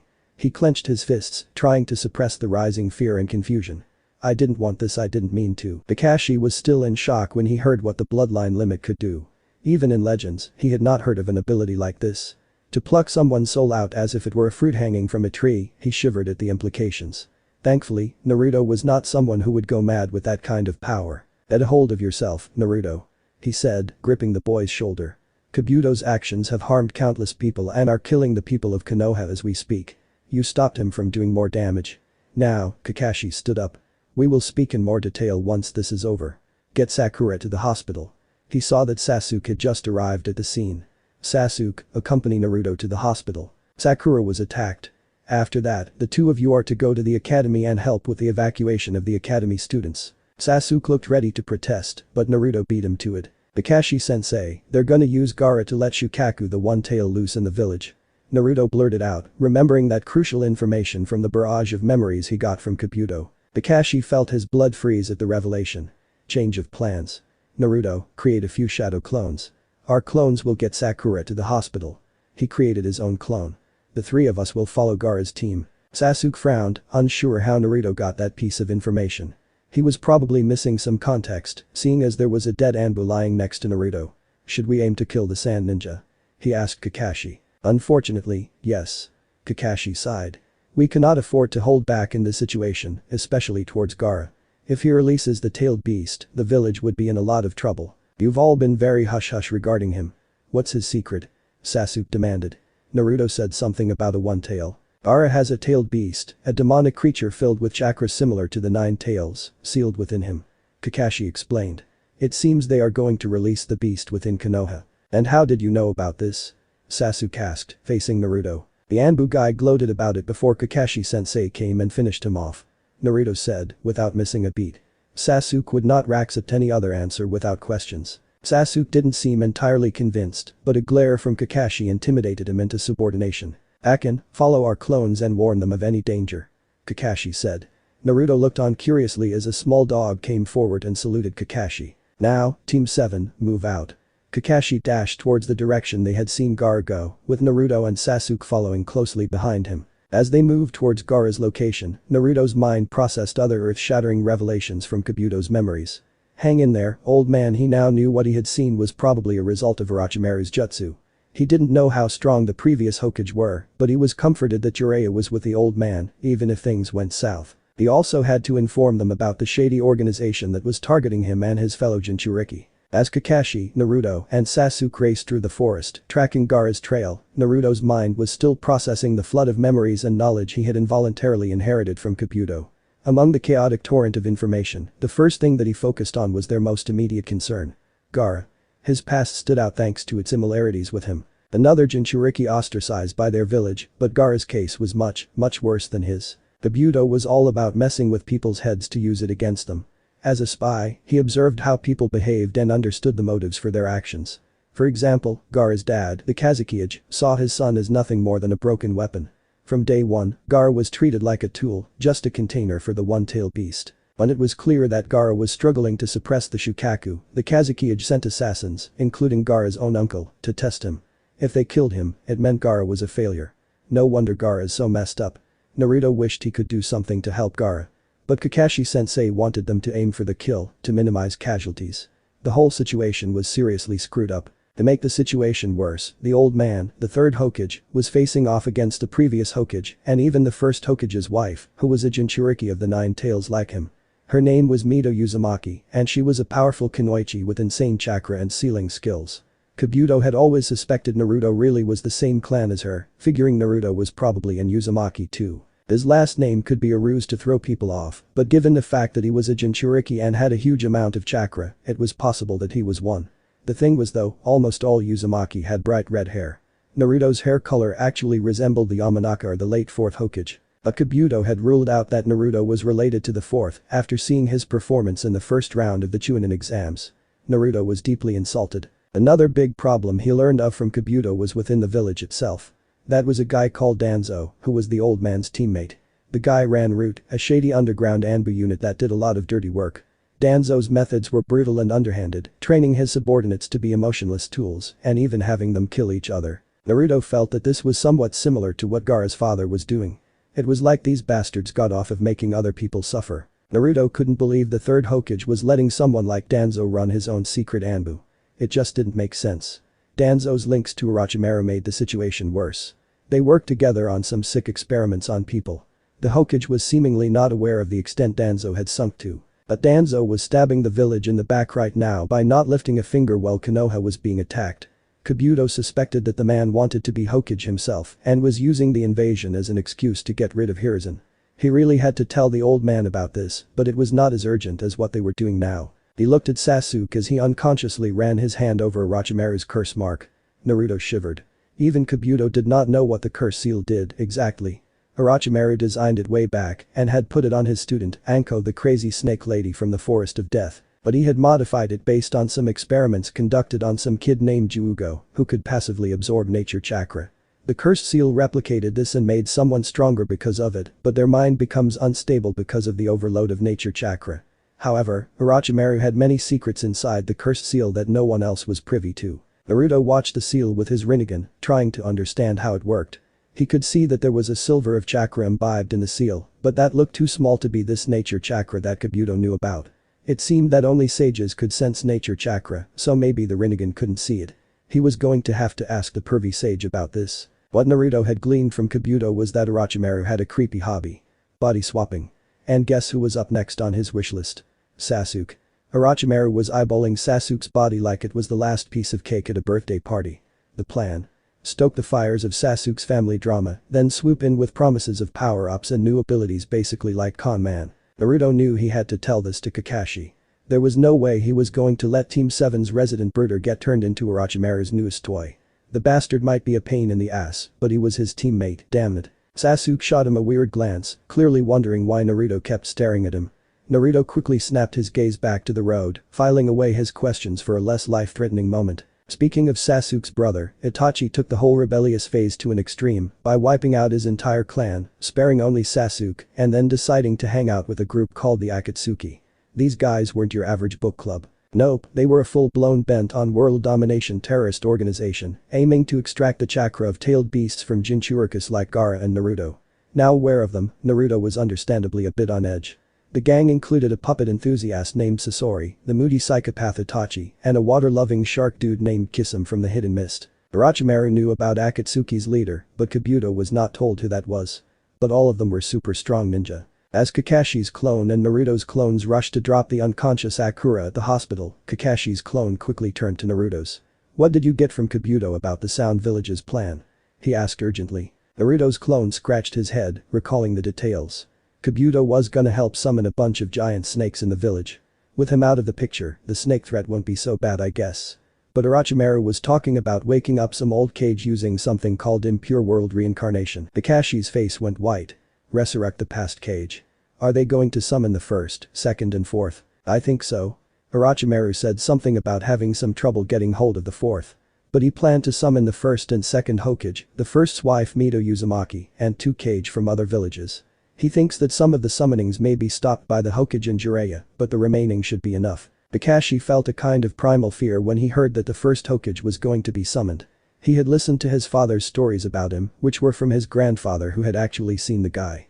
The first Hokage and Madara Uchiha were regarded as gods on Earth, their clashes often causing maps to be redrawn due to the sheer scale of it. The wood style was one of the most feared bloodline limit at that time for a reason. The second Hokage was also a formidable force to deal with. He didn't know much about Mito Uzumaki, other than the fact that she was rumored to be the container of the 9 tails at her time. That made her a formidable shinobi as well. Depending on which past cage of the other villages were involved, there was a significant cause of concern there as well. Seeing Kakashi paling rapidly, Naruto hurried on to add. But he's only gonna revive them at a fraction of their full power. Something about Orochimaru wanting to make sure that they won't break out of his control. Well, that's a relief, Kakashi sighed. This should at least be manageable for the third Hokage and Lord Jiraiya. What else? The sound guys are attacking all over the place, Naruto explained. They're hitting the main gates, the academy, and even the hospital. They plan to stretch us out and mess everything up before they're stopped. Kakashi's clone nodded, processing the information. With Kabuto out, we've cut off a good part of their plan, but we can't let our guard down. Orochimaru might be the greatest threat, and the revived cage could turn the tide. Thankfully, Lord Jiraiya is with the Hokage. We'll see what we can do once we get Sakura to safety. Kakashi paused, suddenly curious. If you absorbed all of Kabuto's memories, do you gain any of his skills? Well, it's complicated. Naruto frowned. I know a lot of stuff about medical ninjutsu now, but I don't feel like I can do them yet. My chakra control is piss poor because of the huge amount of chakra I have. Even though I got the water walking exercise down and I've started learning elemental jutsu, I'll need to control it much better than that to handle medical ninjutsu. And even if I did, it'll take a lot of practice to get it down, I guess. That makes sense. Kakashi nodded. Still, your bloodline is incredible, Naruto. I haven't heard of anything like it before. I would like to know more details about it, but now is not the time. Yeah, I know. Naruto nodded. Pervy Sage told me that he had a student a long time ago who had this bloodline. It's incredibly rare, he said. Well, it's good that Lord Jiraiya knows about it. Kakashi was relieved. That makes things a lot simpler. Did he mention what clan that student was from? Funnily enough, Pervy Sage said that guy was in Uzumaki too. But he said this is not a bloodline of the Uzumaki clan as far as he knew. Of course, Naruto knew why he got the Rinnegan from the sage's explanation. But that did not explain how this Nagato guy got it. That's strange. Kakashi hummed. From my understanding, the Uzumaki bloodline limit is their strong chakra, thick enough to be solidified and morphed into objects. Kakashi was scarce on the details, as this was not the time or the place to talk about Naruto's mother. That checks up with what Kabuto knew about my clan as well. Naruto nodded. But no one ever told me I'm from such a big clan. Well, the Uzumaki were unfortunately wiped out in the Second Shinobi War, with only a handful of survivors. Kakashi consoled him. The fear against the clan is still prevalent in some of the villages that destroyed them.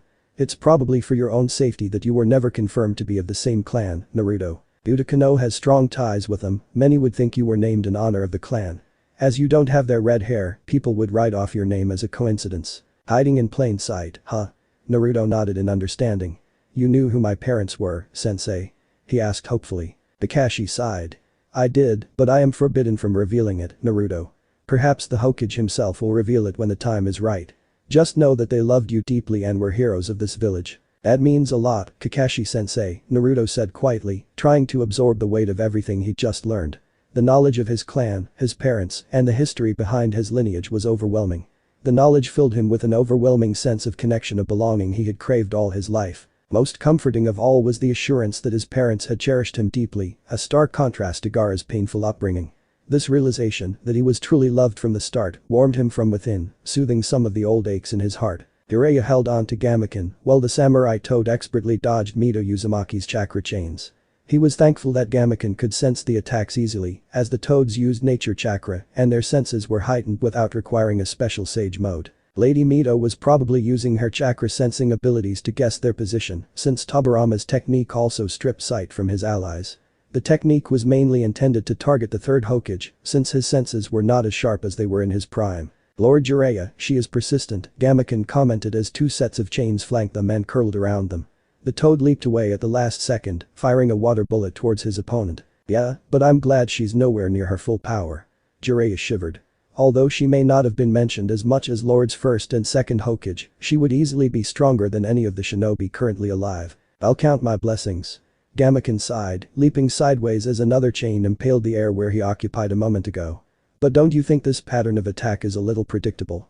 He asked in a low voice. Yeah, I picked up on that too. Jiraiya replied in a low voice. If my suspicions are correct, I think Orochimaru may have underestimated Lady Mito a bit too much. Gamaken's eye widened. Then I'll continue what I'm doing, giving both of you a little more time. Jiraiya glanced furtively at where the third Hokage was facing his two predecessors. A few minutes more, sensei. He was glad Orochimaru was fully occupied in his efforts to control the three reanimated shinobi. If he too joined the fray, Hiruzen may be in serious trouble. Hiruzen swung his adamantine staff in a broad sweep, shattering the roots Hashirama had directed at him through his wood style. He was grateful that this incarnation of Lord Hashirama was considerably weakened. He would have been unable to face the full strength of such techniques, known to restrain even the tailed beasts. Detecting a surge of water nature chakra, Hiruzen thrust his staff towards Hashirama, using his body as a pivot to swiftly maneuver out of the incoming attack's path. Once repositioned, Hiruzen did not dare let up his momentum. He quickly gathered his chakra and unleashed a powerful fire release. Dragon Fire Technique. A colossal stream of fire erupted from his mouth, roaring towards Hashirama with intense heat. The fire met a barrier of thick vines and leaves conjured by Hashirama's reflexive defense, creating a sizzling clash of elements. Once again, Hiruzen used his staff to move from his location. As expected, a deadly stream of water sliced through his earlier location and missed him by a hair's breadth. "Why don't you seal them away, Sarutobi?" Enma asked, taking advantage of the brief respite. "That would be a temporary solution." Hiruzen agreed. "However, what is sealed can be unsealed unless one is willing to raise the stakes." While he spoke, he turned the battleground into a swamp to immobilize his opponents. In response, Hashirama quickly employed his wood style to construct a platform over the swamp, effectively shielding the entire arena. Hiruzen then spun his staff, skillfully deflecting a barrage of water bullets that the second had launched at him. "Higher stakes?" Enma inquired. "There is one place where they would be permanently sealed. I believe you can guess where, old friend." "No." Enma protested. "Don't speak of such a sacrifice so lightly. Jiraiya seems to be preparing himself for using the sage arts.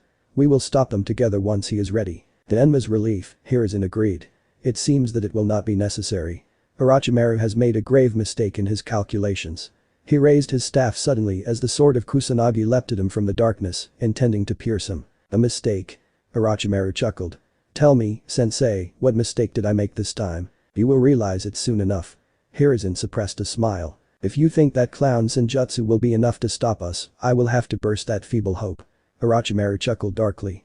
"My summons have limitless chakra and their bloodlines are potent. Perhaps I should stop toying with you two and instruct my summons to step things up. What do you say, sensei?"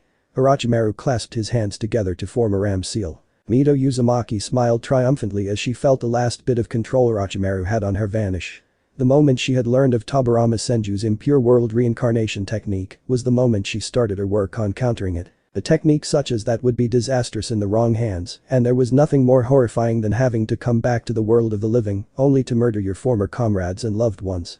Originally, Tobirama developed this jutsu to counter the Uchiha threat prior to the founding of the Hidden Leaf Village, during a time when the Senju and Uchiha were fierce adversaries. Back then, the safeguarding of such a dangerous technique was simpler. It was entrusted only to those within the Senju clan who bore a deep-seated vendetta against the Uchiha, ensuring it stayed out of enemy hands. However, the power of the technique had somehow made Tobirama obsessed with it. A technique that should have been forgotten with the Warring States era, hence made a resurgence in the First Shinobi War, with Tobirama using captured spies to reanimate his enemies to fight against their villages. Such a technique was a double-edged sword. There was no guarantee that that sword would not be pointed against Konoha. However, Tobirama was adamant in documenting it in the Forbidden Scroll of Seals, intending it to be used solely by his direct successors, under the most dire circumstances. How Orochimaru gained access to the technique, she would not know. However, she had considered such an eventuality and had decided to defend herself against being manipulated. She prided herself in reaching the pinnacle of Uzumaki's sealing arts due to the technique she had developed to counter it. The Soul Seal. A normal seal had to be inscribed in a piece of paper or a solid object. Uzumaki had gone a step beyond and had learned sealing art so thoroughly that they could infuse sealing formula into anything. Even chakra itself. She had taken the logical next step. Chakra disappeared after death, merging and becoming one with nature. However, what about a sealing formula inscribed onto one's very soul? The soul seal was painstaking to develop. She did know a lot about the mechanisms of souls due to some of the more notorious Uzumaki of the past. The ones that had tamed the death god and forced it into a contract. Leaning on those studies, she understood and hypothesized the structure of the soul and found the point in the human body where one would be able to access it. In ancient literature, it was referred to as Sahasrara, the gate of heaven, and was located at the crown of the head. It was located above the 8 physical gates and was the path through which the soul left the body and traveled to the afterlife. Forming a seal around the hypothesized location of the Sahasrara was tricky since it was almost impossible to locate it as a human. However, it looked like the ancient scriptures were correct and her seal had finally worked. "Thank you for buying me some time, Jiraiya." Mito Uzumaki's voice cut through the darkness. You'll have to teach me what you did, Lady Mito, Jiraiya smirked, his eyes already toad-like after accepting the influx of nature chakra. But I believe we have a battle to finish. Mito smiled back. Do you know, Jiraiya, that a bridge goes both ways? She flipped through some hand signs and latched onto the link that Orochimaru had used to control her for so long. It seems that Orochimaru has not learned this simple truth. Jiraiya's eye widened. You mean, indeed, yes. Mito completed her hand signs and exerted her will, intending to turn the tables on her summoner. Looks like I went sage mode for nothing. Jiraiya muttered, a little disappointed. Orochimaru froze. He was just about to command the 3 reanimated shinobi to tear into their opponents without prejudice. He had enjoyed toying with his opponents, but he had to get on with destroying the village. However, the moment when he moved his chakra to command his subordinates when he realized that something was not quite right, he felt a disturbance in the link between himself and Mito Uzumaki. What is she? Orochimaru's body went rigid. At that moment, the darkness that permeated their surroundings vanished and the Hokages stopped their attacks. Fascinating. The third Hokage relaxed marginally, seeing Orochimaru's plight. I never believed this would be possible. Orochimaru tried to resist as his body moved against his will. What is happening? Hiruzen watched a hand seals his former student was forced to perform with a twinge of amusement. Did you not tell me that you wanted to learn all the jutsu in the world, Orochimaru? I believe you will quite like this one. How is that hag controlling me? Orochimaru hissed. I summoned her. Lady Mito was always a cautious type, Hiruzen remarked. She always feared Lord Second's reanimation technique. When someone of her caliber dedicates herself to developing a counter for it, you can be sure that it would be quite impressive. He chuckled. What is this technique? Orochimaru said in fear. These are not the hand seals to release the resurrection. It seems Lady Mito is seeking a permanent solution. Hiruzen humored his old student. Tell me, Orochimaru, do you understand why the Uzumaki were so feared that entire nations conspired to obliterate them from existence? Orochimaru's eyes flickered with irritation and helplessness as he continued to be puppeteered through the sequence of hand signs. Spare me your cryptic musings, old man, he hissed through clenched teeth. The tales of the past aren't mere folklore, especially when they speak of an Uzumaki who dared to bind the death god itself within his seal, striking a fearsome pact. Cease your rambling, Orochimaru snarled, attempting to dismiss the legend. But history becomes a legend when it is too vast to be believed, Hiruzen countered smoothly. Consider this, Orochimaru. The pact was a contract of sacrifice. The Uzumaki summoner traded his own soul to ensure his foes would perish alongside him, sealed within the belly of the death god. This is the ultimate finality. Haven't you wondered how the great hero of this village stopped the nine-tailed fox 13 years ago? As the weight of Hiruzen's word settled, a chilling realization dawned on Orochimaru, making his blood run cold. You mean to say she's compelling me to summon? Just then, Orochimaru's hands, moving beyond his control, clapped together in completion of the jutsu. A profound, otherworldly chill swept through the air as he felt a sinister presence coalesce behind him. Turning slowly, a pulse of dread tightening in his chest, Orochimaru's eyes met a ghastly sight. Emerging from the swirling shadows was a colossal, spectral entity, its gaunt, skeletal form draped in tattered robes darker than the deepest abyss. These robes fluttered as if stirred by an unseen wind. Tormented cries reached his ear, whispering tales of anguish and eternal captivity. The dim light of the surroundings seemed to shy away, swallowed by the darkness of its enigmatic presence. Shinigami, Orochimaru said in a hoarse whisper. It was the form of a being that he feared the most from the moment he was informed of the death of his parents. Orochimaru was gripped by a profound terror that he had never experienced before. His lifelong pursuit of power and immortality was about to culminate in the most meaningless way possible, where not just defeat, but total obliteration of his soul awaited. Orochimaru's body trembled violently as the death god began to extract his soul. The cold, inexorable pull felt like hooks tearing through his spirit, each tug evoking agony that cemented to erode his very being. Panic surged through him, the primal fear that he might cease to exist, that all his schemes and betrayals would end in futility. His eyes, wide with the raw fear of oblivion, darted frantically, seeking an escape. At that moment, they landed in the sword of Kusanagi, his most prized possession. Orochimaru exerted his overwhelming will to live on the legendary sword, and it responded to his command. In one swift motion, it flew towards Mito Uzumaki, who had her hands clasped together in concentration. Jiraiya could not react quickly enough. The sword impaled the Uzumaki matriarch, momentarily disrupting her concentration. Orochimaru immediately flipped through the seals to undo the reanimation. Impure world reincarnation. Release. Orochimaru commanded. There was a tense pause before light slowly began to envelop the 3 reincarnated shinobi, signaling the dissolution of the jutsu. The technique disrupted, the Shinigami wavered for a moment before dissolving to nothingness. Mito turned to the Senju brothers, her expression resolute. I shall join the two of you after I conclude matters here, she declared. Her hands began weaving through a new series of intricate seals. As she finished, the light that had signified her release slowly dimmed and vanished. Orochimaru, his eyes widening in alarm and confusion, watched her intently. After a moment, the light signifying her release faded. Orochimaru looked at her, more than a little alarmed. Without warning, a surge of chakra burst forth from Mito. Chains, glowing with an eerie, ethereal light, erupted from her form, hurtling towards Orochimaru.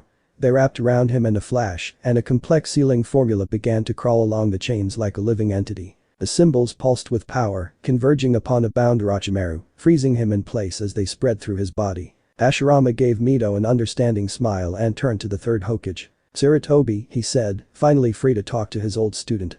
"You've protected the village well. Yet, as the leaves turn, so too must the Hokage's mantle pass. Consider this in the times to come." Aburama nodded.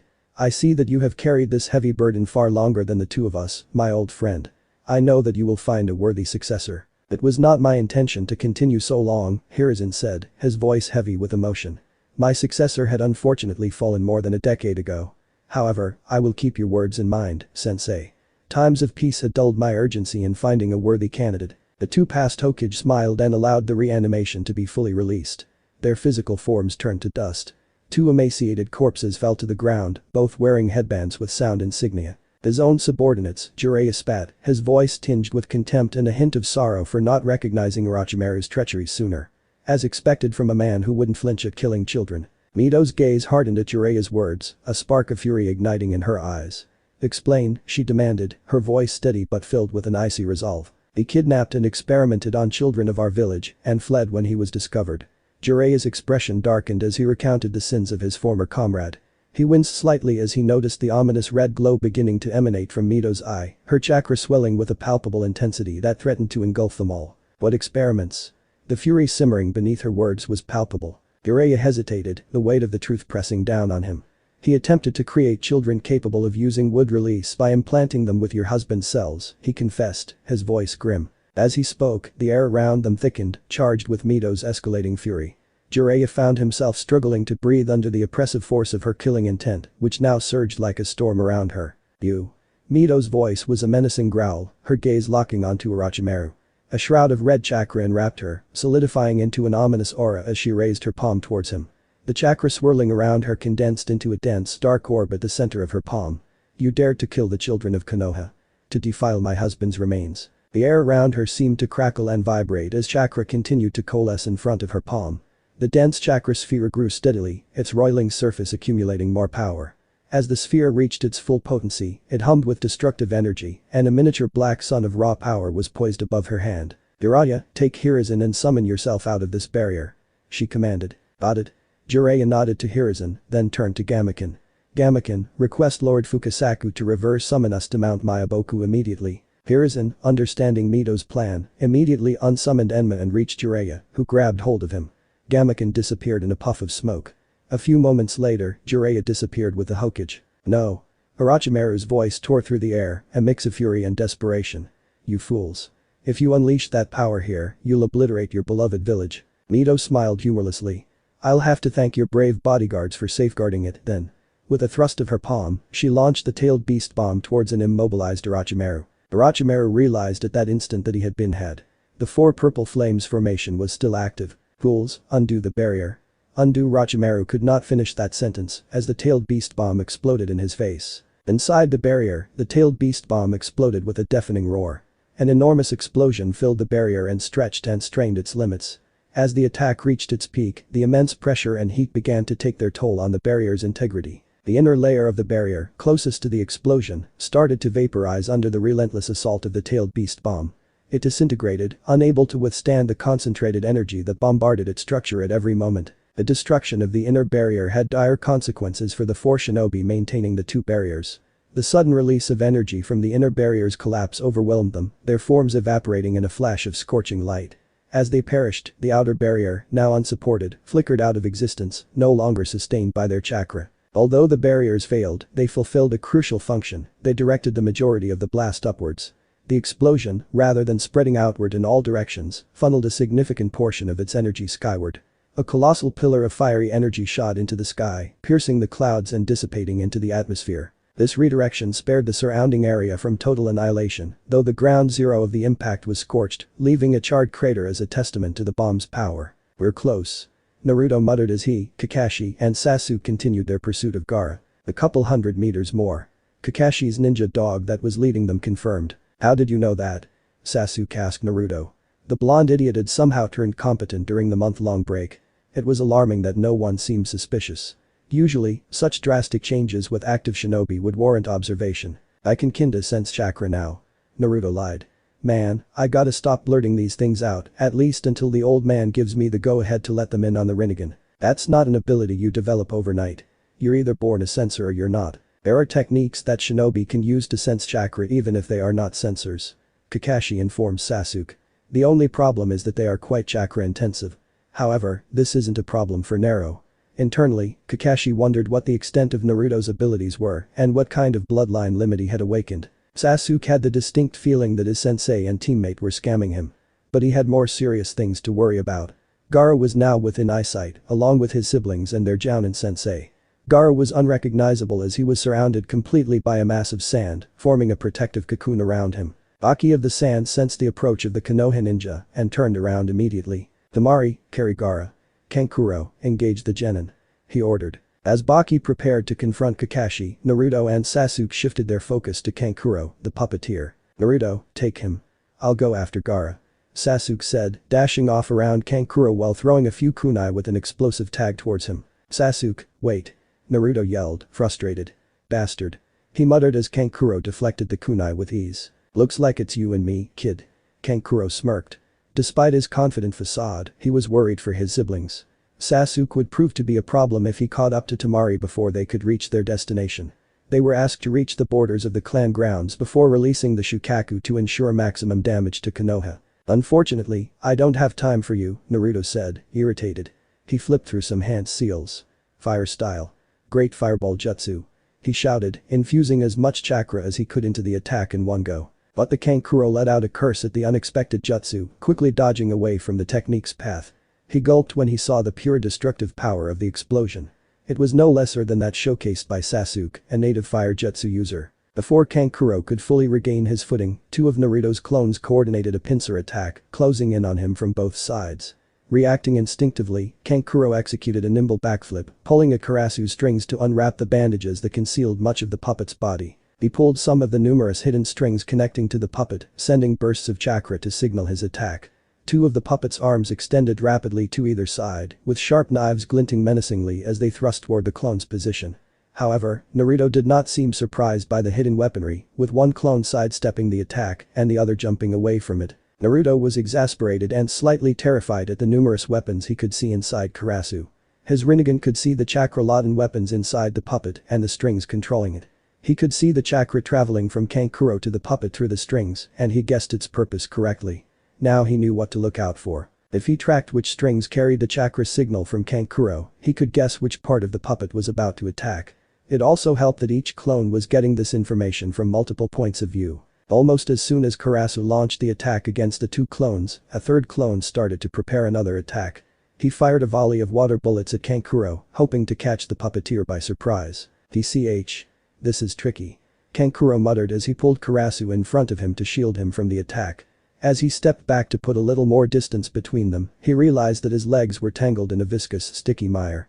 Kankuro's eyes widened, his expression turning to one of frustration and alarm as he realized the extent of the trap laid out before him. The ground beneath his feet was no longer solid, it had transformed into a large sticky swamp.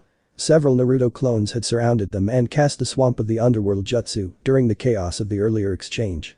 The swamp covered a significant portion of the battlefield, enveloping even the Naruto clones that were battling him so far. "Wait, so none of you are real?" Kankuro whipped his head around while struggling to get out of the swamp. He had looked down on the Hyuga's earlier attempts to escape the swamp. But it seemed it was not as easy as it looked. "Nope. Boss scooted right after that first fireball jutsu after creating a dozen of us." The clones grinned and all of them dispersed together. Kankuro was now stuck in the swamp with his puppet. The two Jonin had moved away earlier to avoid harming their genin during the fight, so he couldn't expect help from Baki anytime soon. Shit. Naruto grinned as the memories of the clones he had left behind reached him. He was crouched behind a bush, watching Sasuke face off against Temari. He didn't want to reveal his presence immediately. He had created several clones that were also watching the face-off from different positions. Temari had not resorted to any jutsu yet, as her wind style was counterproductive against Sasuke's fire style. "I advise you to step back," Sasuke said, eyeing the sand-encased Gaara behind her. "And just let you kill my brother? Not a chance." Temari countered, standing protectively over Gaara. "When your brother is a psycho who kills everyone, that's the logical thing you should do. Do you think he gives a damn whether you live or die? You would know a thing or two about psychotic brothers, right Uchiha?" Temari shot back. That was the wrong thing to say. Sasuke's Sharingan blazed to life as he started to speed through the seals of his first attack. High release. Great fireball jutsu. Sasuke shot out a ball of flame that expanded as it crossed the distance between him and Temari. Temari swung her fan with precise timing, careful that she didn't enhance the fireball, but rather redirected upwards, causing it to explode harmlessly in the sky. Wind-style users would get massacred by fire-style users if they didn't use their understanding of wind currents to manipulate even the fiercest attacks away from them. Maybe this is why Konoha and Suna were natural allies. Wind style and fire style work great together, but wind users have a hard time defending against fire style. She really didn't know what her father was thinking, orchestrating this invasion. Even with the sound ninja, it was a ridiculous plan to go against Konoha on their own turf. They needed the one-tails to wreak havoc for their plan to stand a chance of working. "Let's increase the distance a bit." Temari launched into a series of rapid maneuvers, using her fan to generate slicing wind blades, aimed at the environment around Sasuke. Several trees and parts of the underbrush were cut down, creating obstacles that Sasuke had to dodge. "She's trying to get me away from Gaara." Sasuke observed the subtle movements of Temari's fan, allowing him to predict and avoid the targets of her attack. This was the kind of thing the Sharingan excelled at. A level of observation-backed intuition so advanced that opponents would feel the Uchiha could see the future. Forming new hand seals, Sasuke unleashed the fire style. Phoenix Flower Jutsu, sending multiple small fireballs in a widespread attack. Temari quickly realized that diverting the many fireballs would only lead them to the trees scattered around them, causing them to combust. She instead spread her fan wide and shielded herself and Gaara from the fire jutsu. Sasuke used the momentary blind spot in Temari's vision to close the distance between them. As he charged forward, Temari quickly swung her fan with all her might, generating a massive gust of wind to repel him. Sasuke, anticipating this, leaped over the direct path of the attack. He threw a couple of kunai as he passed above Temari and Gaara, landing on the other side. Whirling around, he smirked and flipped through the hand seals for his strongest jutsu. Lightning started to coalesce at the tips of his fingers as he charged up a Chidori. "I'll cut you into bits before you make it here," Temari declared, charging up her chakra to follow through on her threat. Suddenly, she felt the ground beneath her feet shift. Before she could react, a hand grabbed onto her ankle and pulled her down in one fluid motion. When did Temari cut herself off as she struggled to move? She was now buried neck-deep in the mud. She glared as the blonde brat who faced off against the Hyuga exited the bushes behind Sasuke, wearing a smug expression. "Earth style, headhunter jutsu," Naruto announced gleefully. "Brings back memories, eh, Sasuke?" He was glad he practiced this particular Earth-style jutsu, as it was another surefire way of immobilizing most Genin or Chunin-level opponents if they were pulled in by the jutsu. "Shut up, moron," Sasuke said, annoyed at the reminder. "Keep watch while I finish off Gaara," Sasuke said as he completed the hand seals for the Chidori. Sasuke, is that really required?" Naruto watched as the concentrated massive chakra sharpened in Sasuke's fingers. He remembered Gaara's story from Kabuto, and he had developed some empathy for someone he had earlier considered a monster. "You heard what Kakashi said." Sasuke locked his eyes with Gaara's form. "I don't enjoy it, but this is what it means to be a ninja, Naruto." He dashed towards Gaara's form, ignoring Temari's frantic cry of alarm. "Gaara! Watch out!" Temari screamed at the top of her lungs, hoping her brother would hear her. "Sasuke!" Naruto shouted immediately after, noticing a change in the chakra of the sand cocoon. Before Sasuke could reach halfway, an enormous hand made out of sand exploded out of the cocoon that encased Gaara. Thanks to Naruto's warning and his Sharingan, Sasuke sidestepped the hand of sand and continued in his trajectory. However, he was forced to give up when a second hand emerged from the first one and made to grab him. Sasuke positioned himself at a safe distance from Gaara as he reassessed the situation. The hand withdrew and merged with the cocoon. Earth style.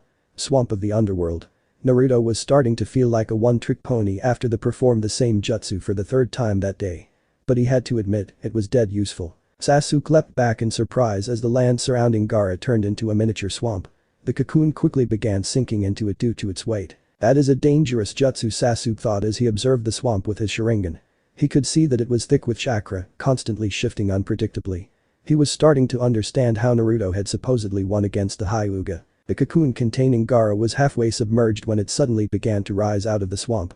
Two legs had grown from beneath it, supporting the structure and countering Naruto's technique with its own chakra. Man, this would have been a lot easier if I could just use the Rinnegan abilities, Naruto complained internally as he fired a barrage of water bullets. The shell remained unaffected, the sand absorbing the impact of the bullets. He learned two different chakra natures in a month. The suspicion Sasuke had felt earlier grew when he saw Naruto's water-style technique. It had taken years for him to be able to wield two elements. He had already knew fire manipulation and learned lightning style from Kakashi by exclusively training on it for the last month. He had the advantage of having a Sharingan and having an affinity towards lightning nature. Naruto had learned it both in a month. Even Itachi couldn't learn that fast. Look out!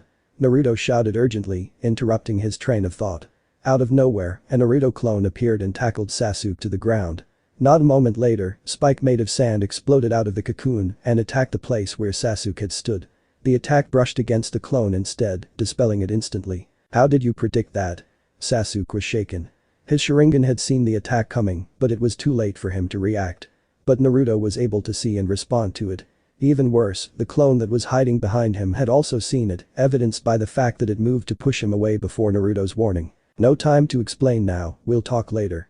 Sasuke's eyes widened as he saw Naruto flipping through a familiar set of hand signs. There's no way, he thought in disbelief. But this was not the time to think. Unconsciously, Sasuke mirrored Naruto's move, although he was questioning his own sanity at this point. Higher style. Great fireball jutsu. Both Naruto and Sasuke shouted, releasing their techniques together. The two fireballs converged and collided with Gaara's sand, resulting in a spectacular blast of fire. That's one tough defense, Naruto grimaced, as the fire died down to reveal that Gaara's sand cocoon had withstood the combined attack. However, Sasuke could see that patches of the cocoon had turned glassy from the heat of the strike. It shouldn't be very comfortable inside. Sasuke thought with a smirk.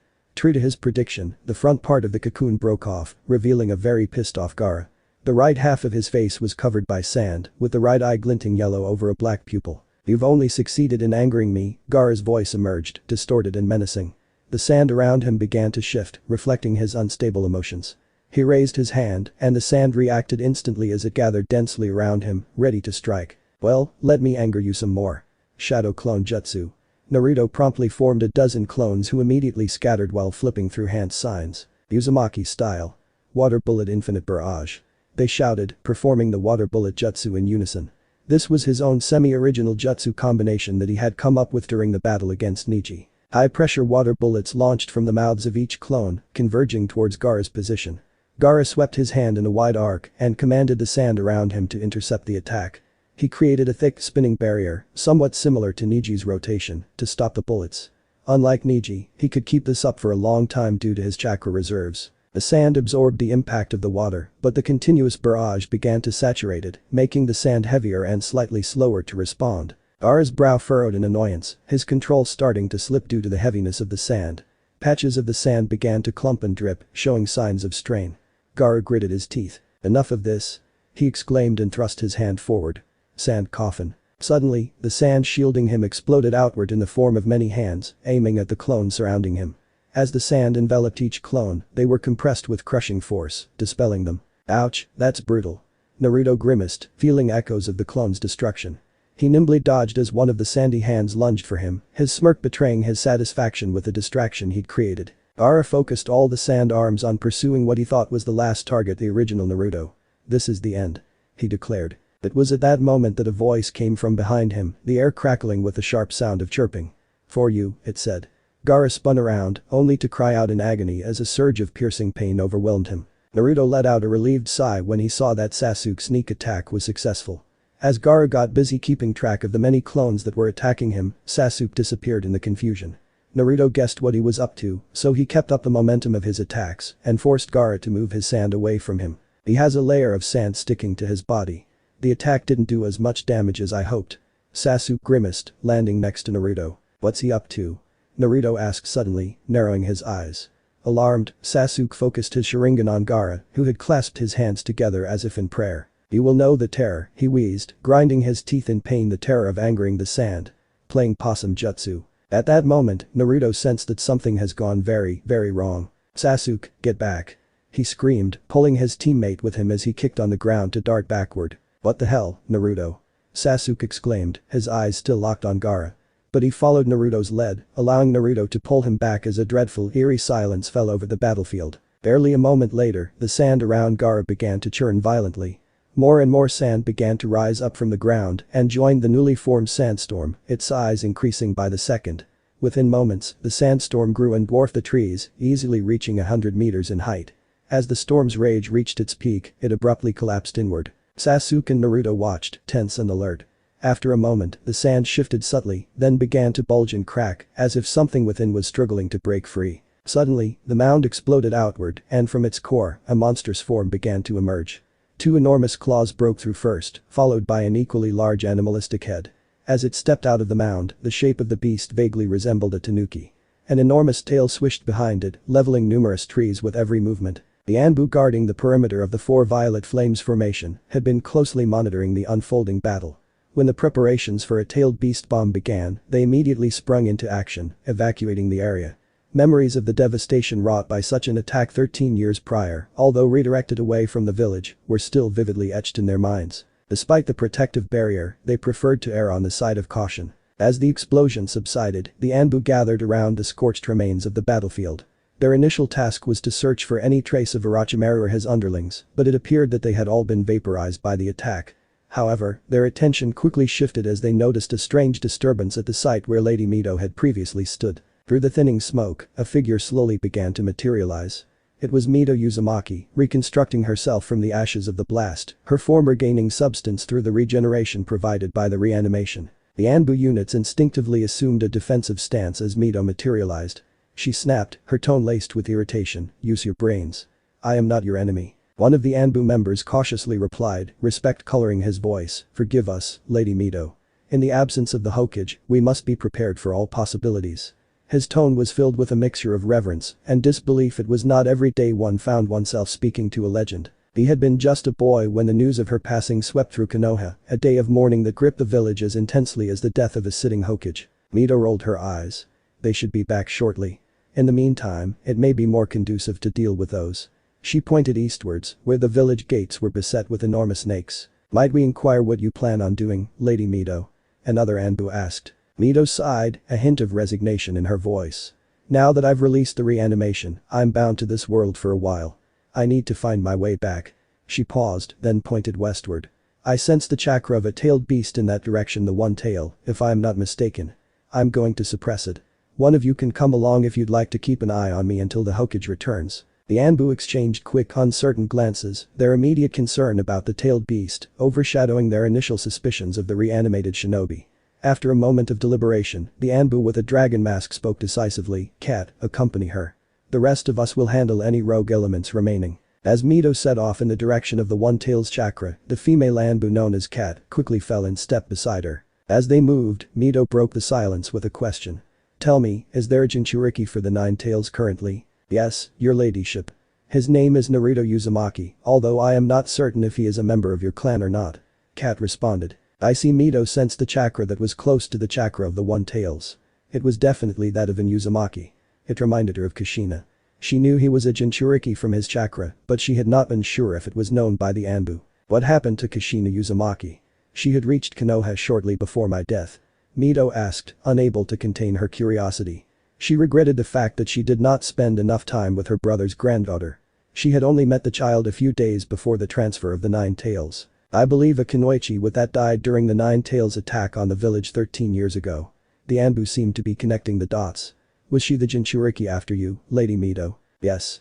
Mito replied, sorrow filling her heart when she heard about the demise of Kushina. What about Tsunade? My granddaughter? She asked, afraid of the answer. Lady Tsunade is still alive, Cat said hurriedly. But she has secured an early retirement on express orders of the third Hokage. We don't know about the details. Mito was shocked again. What had happened to Tsuna? And why was she not looking after Naruto if he was indeed Kushina's child? Kushina was her second cousin, after all. Let us hurry, Mito said, breaking out of her thoughts when she felt the chakra of the One-Tailed spike. I'm finally free.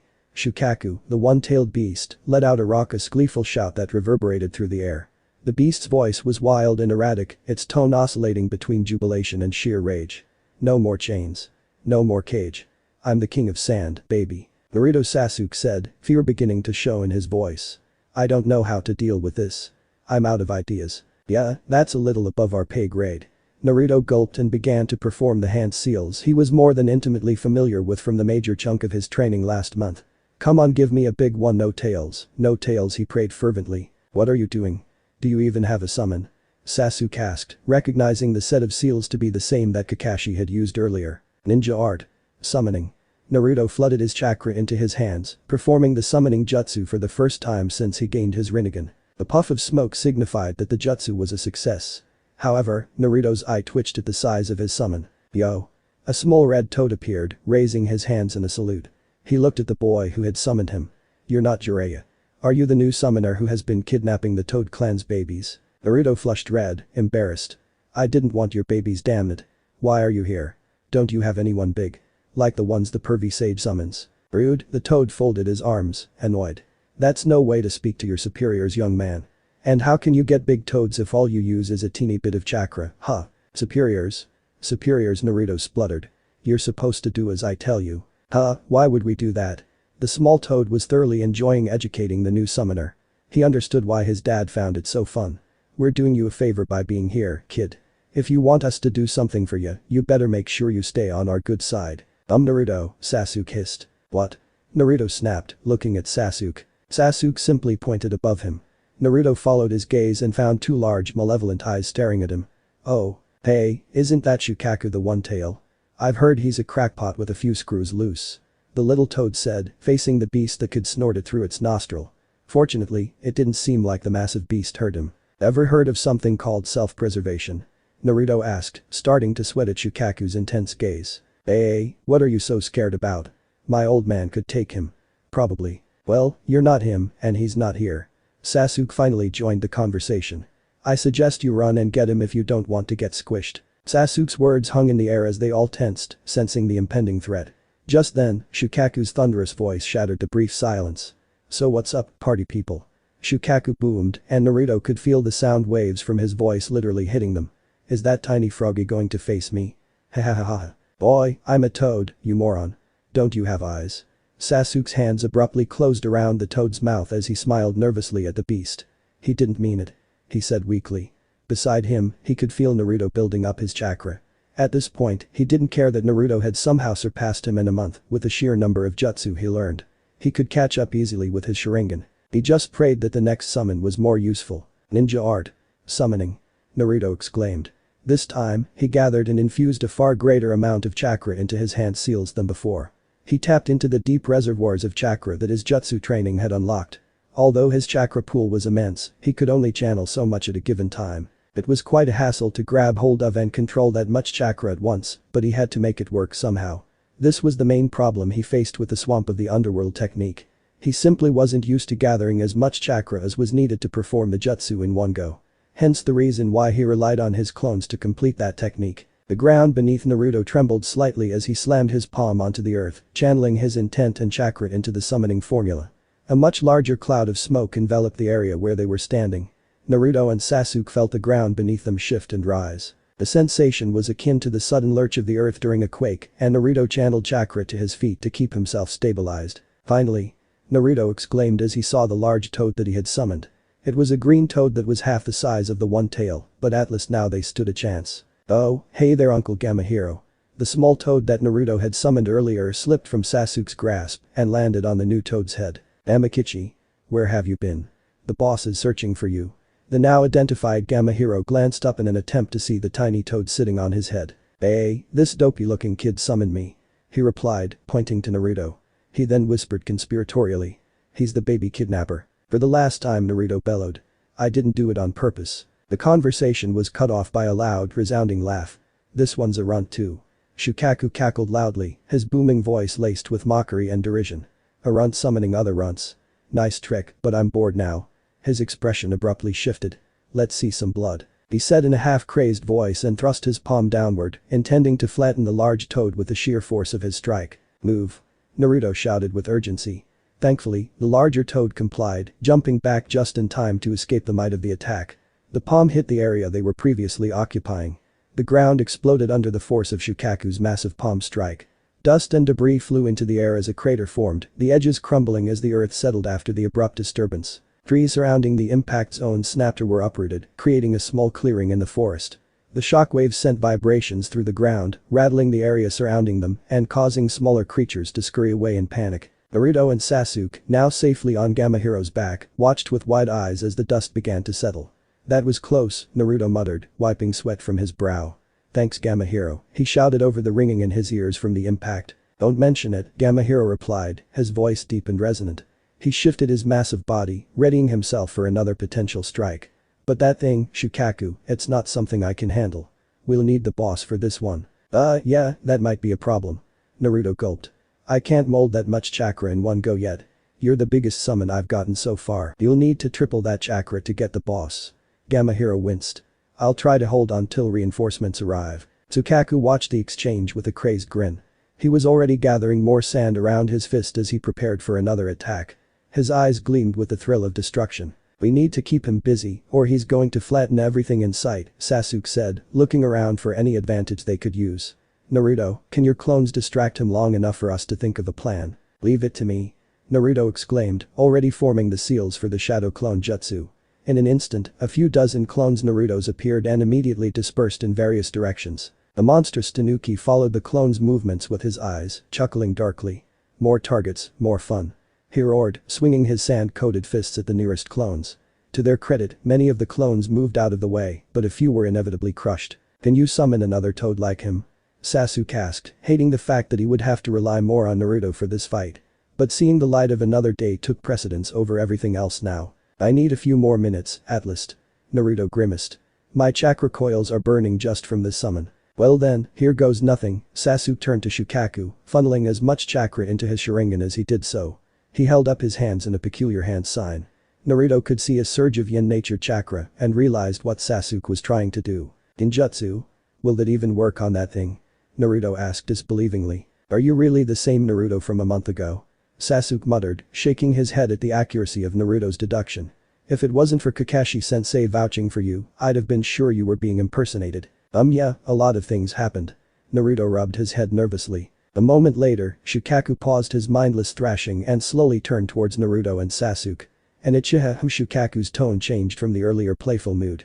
His voice now hid quiet wrath. "I was looking forward to getting your blood through Gaara, but I'll have to do it myself, I suppose," he said, slowly advancing on the duo. "Kids, I think he's getting serious now," Gamahiro said, bracing himself as the tailed beast advanced to their position. "Yeah, no shit." Naruto gulped. "I guess it didn't work, Sasuke. Useless." Sasuke cursed.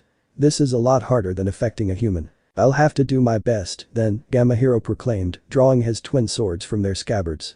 "Hold on tight, as if your life depends on it." "Hell yeah, let's go." Naruto cheered, glad that the toad was finally going to fight. "Toad sword style. Dance of blades."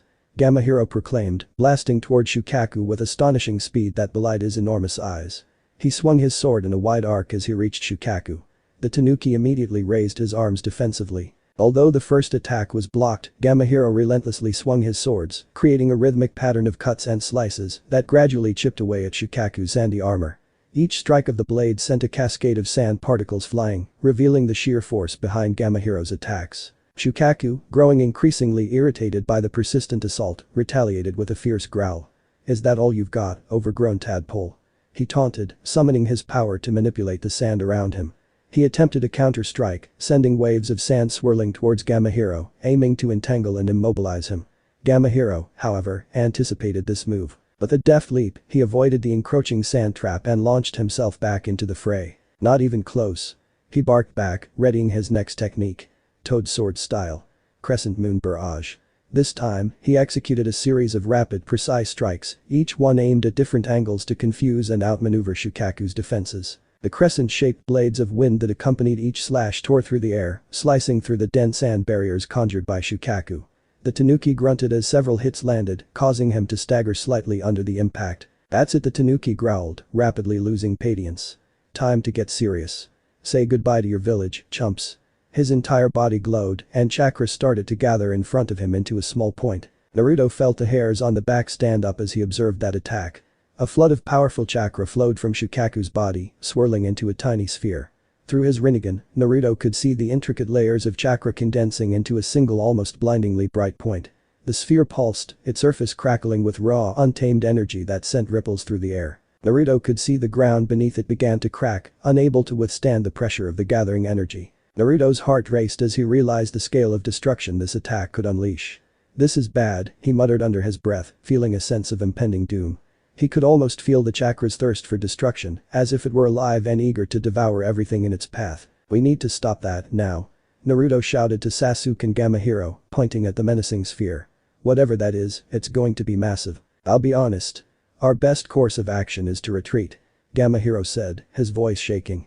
"Even if we attack, the only thing that's gonna change is that we'll all die faster than the others. If we run, we might survive." "Yeah, unfortunately that's not an option." "You wouldn't be a leaf shinobi if it were," Gamahiro replied, a hint of pride in his voice. "So what do you suggest we do?" Naruto, who had been trying to gather chakra for the past few minutes to try and summon the Toad Boss, was suddenly struck with inspiration. "Please, trust me and do as I say." "Whenever I hear that," Gamahiro said wryly, "I know that the plan will be stupid or reckless." "What is it?" "Get me as close to that ball as you can." Gamahiro sighed, a deep rumble echoing from his throat as he eyed the growing chakra sphere warily. "You know, that sounds suspiciously like a suicide mission. You sure you're not mixing up bravery with madness?" Naruto Sasuke searched his teammate's eyes, but could only see a steely resolve. "You can jump down if you're scared, Sasuke." Sasuke snorted. "As if. Someone needs to carry your corpse back. If anything remains at all." "Well, it was a cushy life," Gamakichi clutched onto Gamahiro. "Give me a good show, kid. I'll be sure to recommend you to Pops if we survive this." "Thanks." Naruto grinned, touched by the vote of confidence. "Now." Gamahiro steeled his resolve and leaped towards the One-Tails. As his form rocketed towards the charging tailed beast bomb, he began to feel the intense heat rolling off from the attack. "It's all on you now, kid." As they reached less than a dozen meters away, Naruto extended his right palm skyward, directing it towards Shukaku's face. "Shinra Tensei." The incomplete tailed beast bomb wavered for a moment before it blasted backwards onto the open jaws of a startled Shukaku. The attack exploded, illuminating the area with a fierce fiery glow. The explosion rocked the immediate vicinity, sending shockwaves rippling through the air and ground. Although the force of the blast was immense, the strategic positioning of Naruto's push directed the majority of the destructive energy back toward Shukaku, sparing the surrounding landscape from severe damage. The enraged tailed beast, engulfed in the explosion he had intended for his foes, clutched his head in pain. A roar of pain and rage echoed through the forest. A good portion of its head was missing, but the beast was somehow still standing. Naruto was breathing heavily from sheer exertion as Sasuke watched him with disbelief. He managed a weary smile. "Looks like we bought ourselves some time," he said, watching Shukaku stagger. In the face of certain death, he didn't have a choice but to reveal his technique. Sasuke watched Naruto's jutsu through his Sharingan, his eyes tracing the patterns of the chakra flow as Naruto executed the jutsu. It was unlike anything he had seen before. His Sharingan couldn't decipher the mechanics or classify the jutsu. It was somewhat similar to what he had felt when he watched Haku's eye style way back when he first awakened his Sharingan. Just as Haku's eye style was not one of the standard chakra natures, was the technique Naruto demonstrated a different change of nature. It was not an elemental ninjutsu, although he could find a mild similarity with the earth style. "What was that?" Sasuke exclaimed, his tone filled with surprise and disbelief. "That's a new bloodline limit I've awakened," Naruto admitted. "The old man Hokage told me not to share any details unless he's cleared it." Sasuke's brows furrowed. That made sense, at least. But it still left some questions unanswered. "Is it a Dojutsu?" "The what?" Naruto asked, puzzled. "An eye-related bloodline." What makes you think that?" Naruto stuttered. How had Sasuke realized that so fast? "You knew when Shukaku was going to attack before me, and I have a Sharingan," Sasuke pointed out sharply. Naruto's reaction told him all that he needed to know. "Earlier, you also sensed how close we were to Gaara." I can't really tell you now, anyone could hear us," Naruto cringed. Although he would eventually have to share his abilities with his teammates, just as Sasuke had briefed them on his Sharingan, he couldn't do so without the Hokage's consent. Sasuke nodded, understanding the need for secrecy when it came to bloodline limits. But he was curious. He had never heard of a Dojutsu that exceeded the Sharingan in predictive capability. "You little brat." Shukaku's scream of fury cut through their conversation, rattling the leaves around them and jolting them back to the immediate danger. The massive beast had recovered more quickly than they expected, and his rage was palpable. "You think you can play with the big boys? Let's see how you handle this." Shukaku raised his tail, and Naruto could see a torrent of wind nature chakra being exuded from it. Naruto, Sasuke, and the summoned toads watched in horror as numerous blades of wind started to form and circle around the tail, spinning at high speed and causing an ominous high-pitched whistling sound. I'll shred you all to bits. Ha ha ha ha. The beast exclaimed in manic joy. As Shukaku's laughter echoed through the battlefield, celebrating the impending destruction of his enemies, a sudden flash of gold cut through the air. Without warning, an array of glowing golden chains burst from the ground around him. They wrapped around Shukaku's tail and body, restraining him forcefully. The wind blades dissipated under the sudden assault as the chains tightened, pulling the massive tanuki's form towards the ground. The creature struggled to break free of the chains, its cackles turning into curses of frustration and pain. More and more chains emerged, each one binding him more securely. A few of them wrapped around his mouth, muting his cries of rage. The figure stepped forward from the edge of the clearing. Naruto could see that she was a woman, but there was something inherently wrong with her. The world around her seemed to take on a different hue, as if everything, including light, was distorting around her. He noticed a faint, ethereal outline that seemed to hover around her body. This outline pulsed with a pale, ghostly light and appeared as a secondary echo or shadow that mirrored her movements. What caught his attention most, though, was the network of what appeared to be glowing white threads that seemed to have sewed the outline with the body. He could see quite clearly that she had no heartbeat, and her chakra itself seemed odd. With a jolt, Naruto realized that he was witnessing the result of the impure world reincarnation technique that Orochimaru had used earlier. "Who are you?" Sasuke demanded, his Sharingan also revealing something slightly abnormal about her. Mito Uzumaki smiled, her face softening as she saw a boy who was unmistakably Kushina's child, standing next to an Uchiha boy. "I am Mito Uzumaki," she said, observing Naruto with a hint of melancholy. "I am a shinobi of the leaf who had passed from this world decades ago, but an unnatural jutsu brought me back to the world of the living. I have broken free from the controls of that technique and came here to assist with subduing Shukaku." "The jutsu brought you back to life." Sasuke's breath hitched. "That's impossible." "Improbable," Mito corrected. "There is nothing impossible in this world. However, a life has to be given in exchange for another life, and such an exchange always has grave consequences. And I am not truly alive, as my soul is merely forced to occupy this earthly vessel by the bindings of this jutsu." The cat-masked Anbu also arrived next to her, slightly out of breath. "Ah, you've taken care of the tailed beast, Lady Mito. He has been subdued." She nodded and turned her gaze back to Naruto. "Are we related?" Naruto asked, a hopeful note in his voice. "I believe so, yes." Mito nodded. "However, it is best if we discuss this a little later, Naruto." She smiled. "We have to take care of Shukaku first and stop the invasion." Naruto nodded, quickly rubbing his eyes under the guise of clearing dust, although it was more to disguise the tears that had begun to form. Sasuke observed carefully, less suspicious now that an Anbu had arrived to vouch for her. He vaguely remembered the name Uzumaki Mito, but couldn't place it. He was sure it was at least mentioned once in their history books. Mito turned her attention to Shukaku, who was visibly protesting his capture. She felt a pang of regret, but she couldn't let such a beast roam about uncontrolled.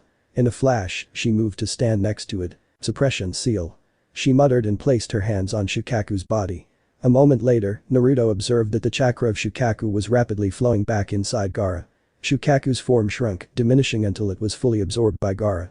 When Mito's chains disappeared a moment later, all that could be seen was the bleeding and unconscious form of Gaara. As the Anbu agent stepped forward, Naruto realized the danger.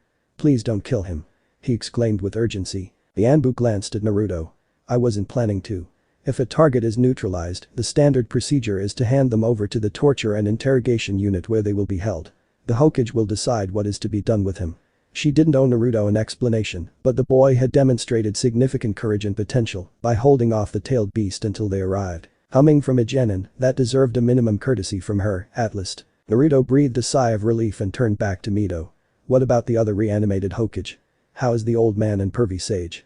he asked, unleashing all his pent-up questions. Mito blinked.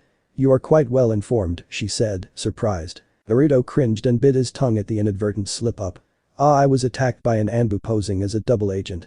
Kakashi-sensei got some intel out of him." Sasuke didn't show any reaction to Naruto's bald-faced lie, but he questioned how Naruto had come to know such detailed information. If Kakashi had interrogated the Anbu, why would he share the information with Naruto? Mito nodded, seemingly accepting the explanation. "The reanimated Hokage have left for the pure world after I wrested control of the technique from Orochimaru. Orochimaru must be on the way to join them since he died at my hands shortly after.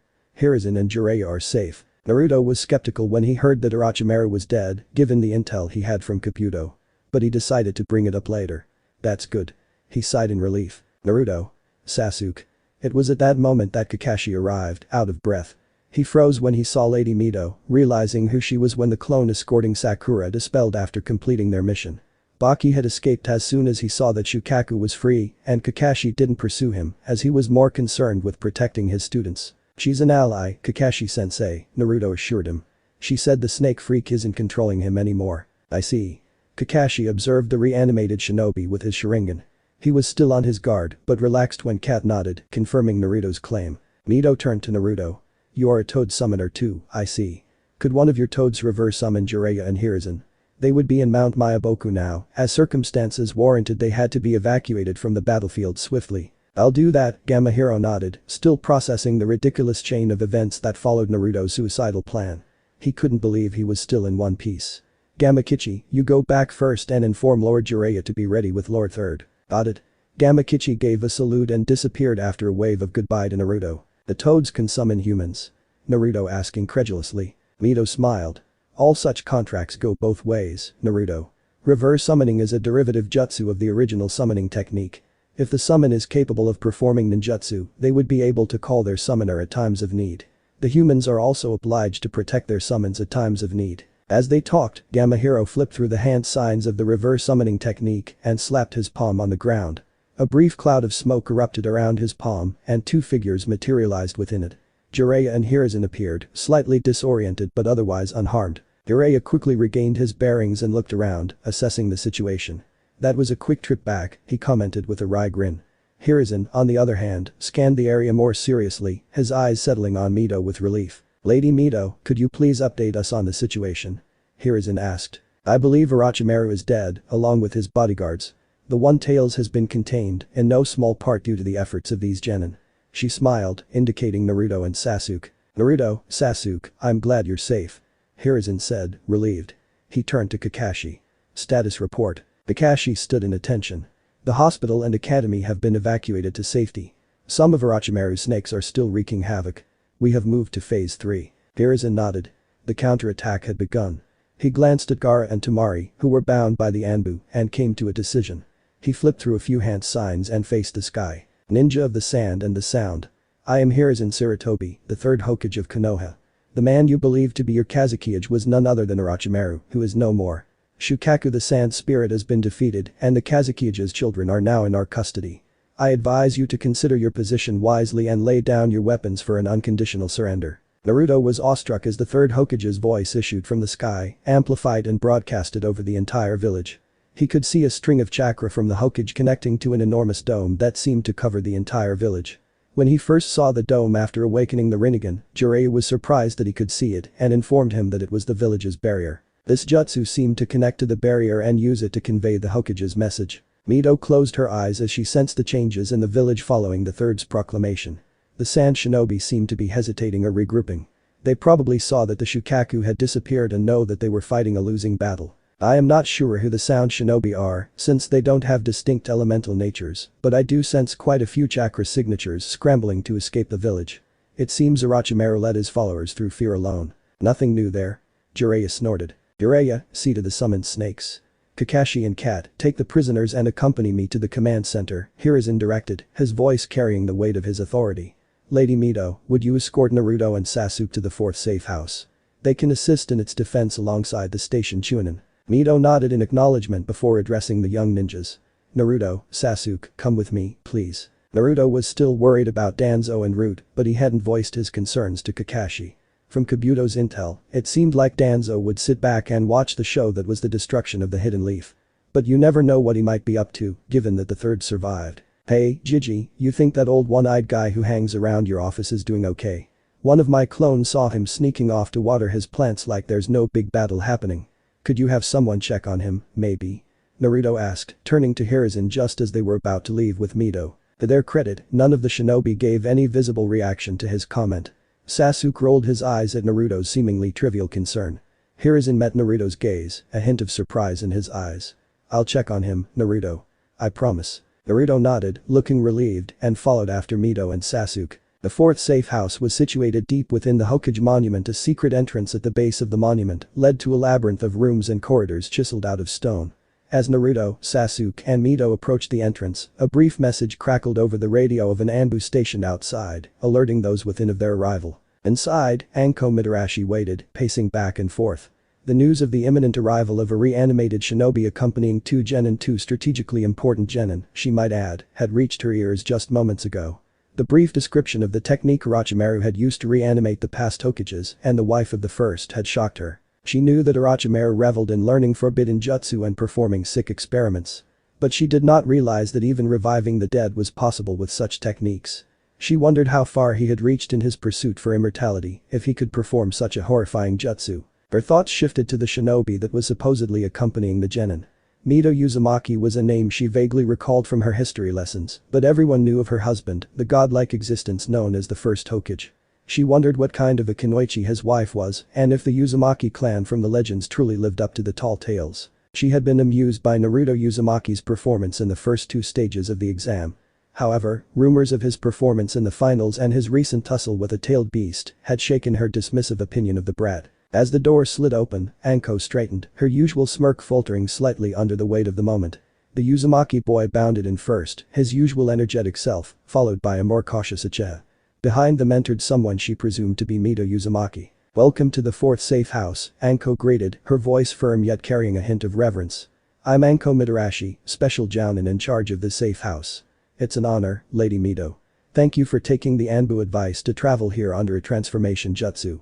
She could no hint that told her that she was a reanimated shinobi. Lady Mito had chosen to disguise herself as a young kunoichi with distinctive red hair. Naruto furrowed his brow, confused. "Transformation jutsu? What transformation jutsu? I don't see any." Sasuke's lip twitched in amusement, finding confirmation for his Dojutsu theory. Most Dojutsu could see through simple illusions easily. His Sharingan showed him that the woman was under a henge when she arrived to confine the tailed beast. It showed her disguised form overlaid with the true form. He wondered what Naruto saw. Did he only see the true form? "This isn't my real appearance, Naruto. I used a transformation jutsu to blend in when I came from the stadium." Mito smiled, thinking Naruto had mistaken her for the nondescript red-haired woman, a younger version of herself she had modeled her disguise after. Naruto nodded slowly, squinting his eyes in a cute attempt to see through the transformation jutsu. His face cleared, his brows arching slightly as he nodded. Mito nodded to Anko, who was similarly amused by the blonde's antics. "It's a pleasure to meet you. Has the Hokage indicated any task for me, now that I have escorted them here?" Anko shook her head. "The Hokage has informed us that you may stay here for now, and he would only bother you if there is a pressing issue that needs your attention. He doesn't want the news of your resurrection to spread." "Of course," Mito replied understandingly. Anko turned her attention to the genin. "Find Chunin Iruka Yamino inside. He's coordinating the defense preparations in the unlikely event that this base is attacked. Your teammate is also being treated here." "Sakura," Naruto said, concern evident in his tone. "She's here. How is she doing?" "She's woken up, just a bit of shock. You can go and have a look." "Thanks, lady," Naruto nodded quickly and he said as he hurried inside. Sasuke and Mito followed him at a more measured pace. They passed through a narrow tunnel, which ended in a wide room. A few Chunin looked up as they entered, but quickly resumed their work. "Naruto." "Sasuke." A familiar voice called. Naruto sported a wide grin as he turned to the owner of the voice. "Iruka-sensei. Glad you're in one piece. I should be telling you that, you brat." Iruka shook his head, both proud and exasperated. "I heard you two helped contain the tailed beast?" he asked incredulously. "Mainly Naruto," Sasuke muttered, his wounded pride surfacing a little. He needed some time to process the day's events. He had faced 3 different opponents. He had left Kankuro to Naruto and pursued after Temari. Naruto had defeated Kankuro handily and helped end the fight with Temari with a well-timed sneak attack. He couldn't do anything against Gaara once he transformed. If it wasn't for the life or death situation, he would have been furious that Naruto didn't trust him to deal with Temari at least. But strategically, he couldn't fault Naruto for acting. "We kicked the one-tail's ass," Naruto declared, grinning. "And you must be the member of the Sealing Corps that helped suppress it." "I don't think I know your name," Miss Iruka asked the woman trailing behind them. For some reason, Naruto snickered while Sasuke suppressed a smirk. "Call me Tomi," Mito said, bowing. Iruka hurriedly imitated her, flustered at his lack of respect for the powerful shinobi who probably outranked him. "If you wouldn't mind, could you help have a look at the barrier seals of the safe house? We haven't used it in a while, and the last inspection was a few months ago, so." "Of course." Mito nodded, eager to settle into something familiar in this changed world. "So, Iruka-sensei, where's Sakura? How's she doing?" Naruto interrupted. He made a mental note to ask Mito about sealing jutsu, since Uzumaki were supposed to be very good at it, according to Kabuto. Iruka frowned. "She's fine physically, as the medics have healed her, but the surprise attack came as quite a shock." You can go see her in the third room to the left. He pointed to another corridor at the end of the room. As Mito followed Iruka to inspect the barrier seals, Naruto and Sasuke made their way toward Sakura's room. Hey.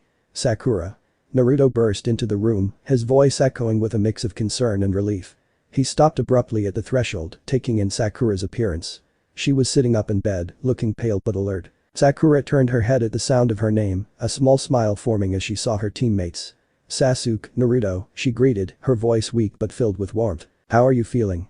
Naruto asked, his tone softer than usual. A lot better, thanks to the medics here, Sakura replied, trying to reassure him. I was just startled by the attack, that's all. Guess Kakashi-sensei saved me, huh? Sasuke watched Naruto's hesitant nod and wondered what part Naruto played in capturing the Anbu operative. It seemed ridiculous to even think about, but no more ridiculous than taking on a crazed-tailed beast. Kakashi and Naruto had already arrived by the time I reached there. The Anbu operative was a spy and is dead. Sasuke reassured her. Sakura turned to Naruto, her eyes questioning. Sasuke hadn't given her a straight answer. Haha, yeah, sensei's awesome. It was all over before I could blink. He trailed off, clearly uncomfortable with the topic. Sasuke watched him carefully but opted not to say anything. We've had a rough day, Sasuke said, subtly changing the topic. Naruto was visibly relieved. What happened out there? She asked, curiosity piqued by their expressions. She decided to press them for details on her capture later since both of them were uncomfortable with discussing it for some reason. Had sensei forbidden them from talking about it? Naruto and Sasuke exchanged a look, debating how much to tell her about the events, including the appearance of Mito Uzumaki and the battle with Shukaku. So you know how Gaara was always a bit loopy. Turns out he had a tailed beast sealed inside him. Naruto began. A tailed beast? Sakura frowned at the unfamiliar word. Its ascension being made of chakra, like the 9 tails that attacked our village. Gaara had the one tail sealed inside him. It is known as Shukaku the Sand-Spirit. Sasuke elaborated. They sealed something like that inside him? Sakura looked horrified. No wonder he was acting like that. Do you think it was possessing him? I don't think so, Naruto said, somehow uncomfortable with this topic as well. I heard from Pervy Sage that the sand treated him like shit. He was proud of the plausible excuse for knowing something about Gaara. They tried to assassinate him many times to make him stronger or something messed up like that. So he ended up not trusting anyone and thought everyone was out to get him. Sakura's eyes widened. That's terrible. It explains a lot about his behavior, Sasuke spoke after remaining silent for a moment. If his own village turned against him, it's no surprise he lashed out. So what happened to him? Sakura prompted. I kicked his ass, that's what. Naruto exclaimed, eager to look good in front of Sakura. This bastard helped too, and me I mean Tomi suppressed it in the end. Sakura frowned disapprovingly at the way Naruto addressed Sasuke, but let it go, since she was curious about who this new character was. Tomi. She's a kunoichi from the Sealing Corps, Sasuke said, eyeing Naruto and hoping he wouldn't spill anything. This information was probably on a need-to-know basis only, and Sakura didn't strictly need to know. Naruto nodded. Yeah, Gaara kind of transformed into Shukaku by using a jutsu that made him fall asleep. At least, that's how it seemed. The moment he nodded off, the sand around him went wild and came alive. Shukaku was so huge, it could have been half the height of the Hokage monument. And it was batshit crazy, too. Sakura listened incredulously and looked at Sasuke, sure that Naruto was exaggerating. But Sasuke merely nodded, confirming what Naruto said. I tried this cool summoning jutsu Jiraiya taught me, but I messed it up the first time. The second try, though, I summoned this incredible swordsman toad. It really took it to Shukaku, believe it. Sakura nodded slowly, still trying to wrap her head around the enormity of Naruto's story. With Sasuke's silent nod of agreement, the tale, as unbelievable as it sounded, must be true.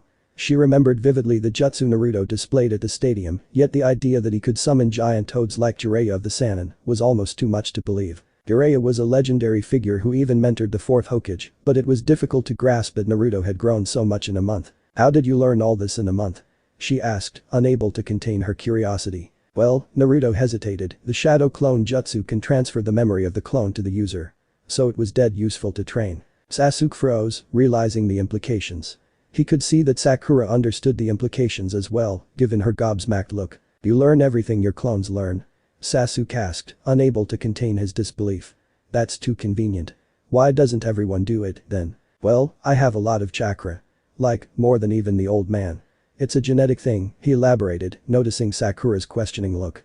That's why I can form so many shadow clones without breaking a sweat. How many could I form? Sasuke asked. 3. Maybe 4 if you stretched it. What about Kakashi-sensei? Well, he's tricky. He has enough chakra to make 20 or more, but his Sharingan would drain 20 times as much chakra. Because of that, he'd make 4 or 5 at best. How many can you make? Sakura asked curiously. I've seen you make more than 20. I can make around 24 normal shadow clones at best, but more than 100 using the multi-shadow clone technique. But they're way less durable and not very useful for learning jutsu. And from my training, I can't really learn well if there are more than 10 clones. It really messes up and confuses the brain. Do you learn everything the clones learn? Sasuke asked, still disappointed that he could only make 3 at best. But he intended to master this jutsu once the invasion was over. Sort of, Naruto replied. It's hard to explain. With ninjutsu, if a clone practices, it needs to train twice as long as I would. But I can learn things in half the time if I do it myself. With Taijutsu, a clone needs to train 3 times longer, or I need 3 clones learning at once. Pervy Sage told me the feedback is a bit inefficient, which is why not many people train like this. Sasuke's initial excitement died down, but he vowed to increase his chakra capacity to be able to make good use of the technique. How many clones could I make? Sakura asked hesitantly, afraid of the answer. Naruto winced. You'll need to triple your chakra capacity to make one, but you have awesome control, Sakura. None of us can control chakra as well as you. Remember the tree climbing exercise? Sakura was disappointed at the answer, but she knew she had subpar reserves. It was unfair, but genetics played a key role in determining your chakra capacity. So, how can you tell how much chakra we have, Naruto? Sakura asked curiously. She was wondering why Sasuke asked Naruto this. I kind of have a sensing-like skill now. Naruto trailed off, repeating the same lie he told Sasuke. Sakura wasn't very convinced. But she didn't want to press Naruto for an answer. Naruto had improved unimaginably over a month, so much so that it was disorienting. Sasuke's progress was also amazing, but it was more or less expected of him. She was bitterly reminded of the fact that she was already lagging behind by a huge margin, even if she didn't compare herself to Naruto or Sasuke. It was through sheer willpower that she was able to shake off Ino during the Chunin exams, and she was probably the weakest of the genin in her batch. Her recent harrowing experience at the hands of the rogue Anbu agent really hammered in the need to at least be able to defend herself. She was kidnapped and almost killed just to act as a hostage against Kakashi-sensei, from which she gathered. A gentle knock sounded, and Sakura was jolted out of her thoughts. Come in. She said. The door opened to reveal Iruka-sensei. A red-haired Kunoichi followed behind him. Sakura, I see you're doing better already. Iruka said cheerily. I am, thank you sensei. She smiled. Iruka had been a huge help in easing her out of the kidnapping and the near-death experience. She was unconscious through most of the harrowing ordeal, but it was terrifying to think that she would have died before even realizing it if the rogue shinobi had his way. Sakura, meet Miss Tomi, who helped the village in a big way in the war today. She came here to escort Naruto and Sasuke to safety after their mission. Sakura bowed to the unfamiliar Kunoichi with respect. It's an honor to meet you, ma'am. Thank you for saving my teammates. Tomi smiled. The pleasure is mine, Sakura. Tomi ni-chan, Naruto cringed inwardly as he addressed the much older shinobi so familiarly, but he couldn't very well call her granny while she maintained her youthful disguise. Could you check something for Sasuke? What? Sasuke snapped, caught off guard before realizing Naruto was likely referring to his cursed seal. It's under control, Kakashi handled it, he added quickly, his tone dismissive as he sought to minimize the issue. Mito's expression shifted to concern. What's the problem? Naruto hesitated, then said, that snake freak Orochimaru bit him and placed a seal on his shoulder. His voice trailed off as he noted Mito's sharp intake of breath. Let me see it, Mito insisted, her tone leaving no room for argument. Sasuke, though reluctant, turned and pulled aside his collar to expose the dark pulsating seal. Mito inhaled sharply. That wicked snake, she muttered under her breath, her hands moving swiftly through a series of hand seals. She touched 4 points around the seal, her fingers pausing slightly at each contact, creating a geometric pattern. Art of containment. 5-element shackling seal. Art of revelation. Cursed seal decipher. Sakura watched, awestruck, as the 4 points Tomi touched glowed in golden color and joined together to form a square shape. When she performed the second jutsu, the cursed seal unraveled, forming a writhing and shifting mass of illegible characters that she could make no sense of. However, watching Tomi's rapidly darkening face, the meaning of the seal seemed clear to the older Kunoichi. Mito examined the seal intently, her focus unbroken for several minutes. The room fell silent, heavy with tension. Sakura bit her lip, yearning to ask about Sasuke's condition and whether the seal could be removed, yet the stern look on Tomi's face suggested the situation was serious but not immediately fatal. Finally, Mito broke her concentration, her face set with determination. She launched into a new series of hand seals, her hands radiating golden chakra. As she moved, her long red hair seemed to lift and wave as if stirred by an invisible wind. Even Sakura, lacking sensory abilities, could sense the formidable energy emanating from her. Uzumaki-style art of deconstruction. Reverse heaven elemental purification seal. She exclaimed, pressing 3 fingers over the pitch-black tomo patterns of the original cursed seal.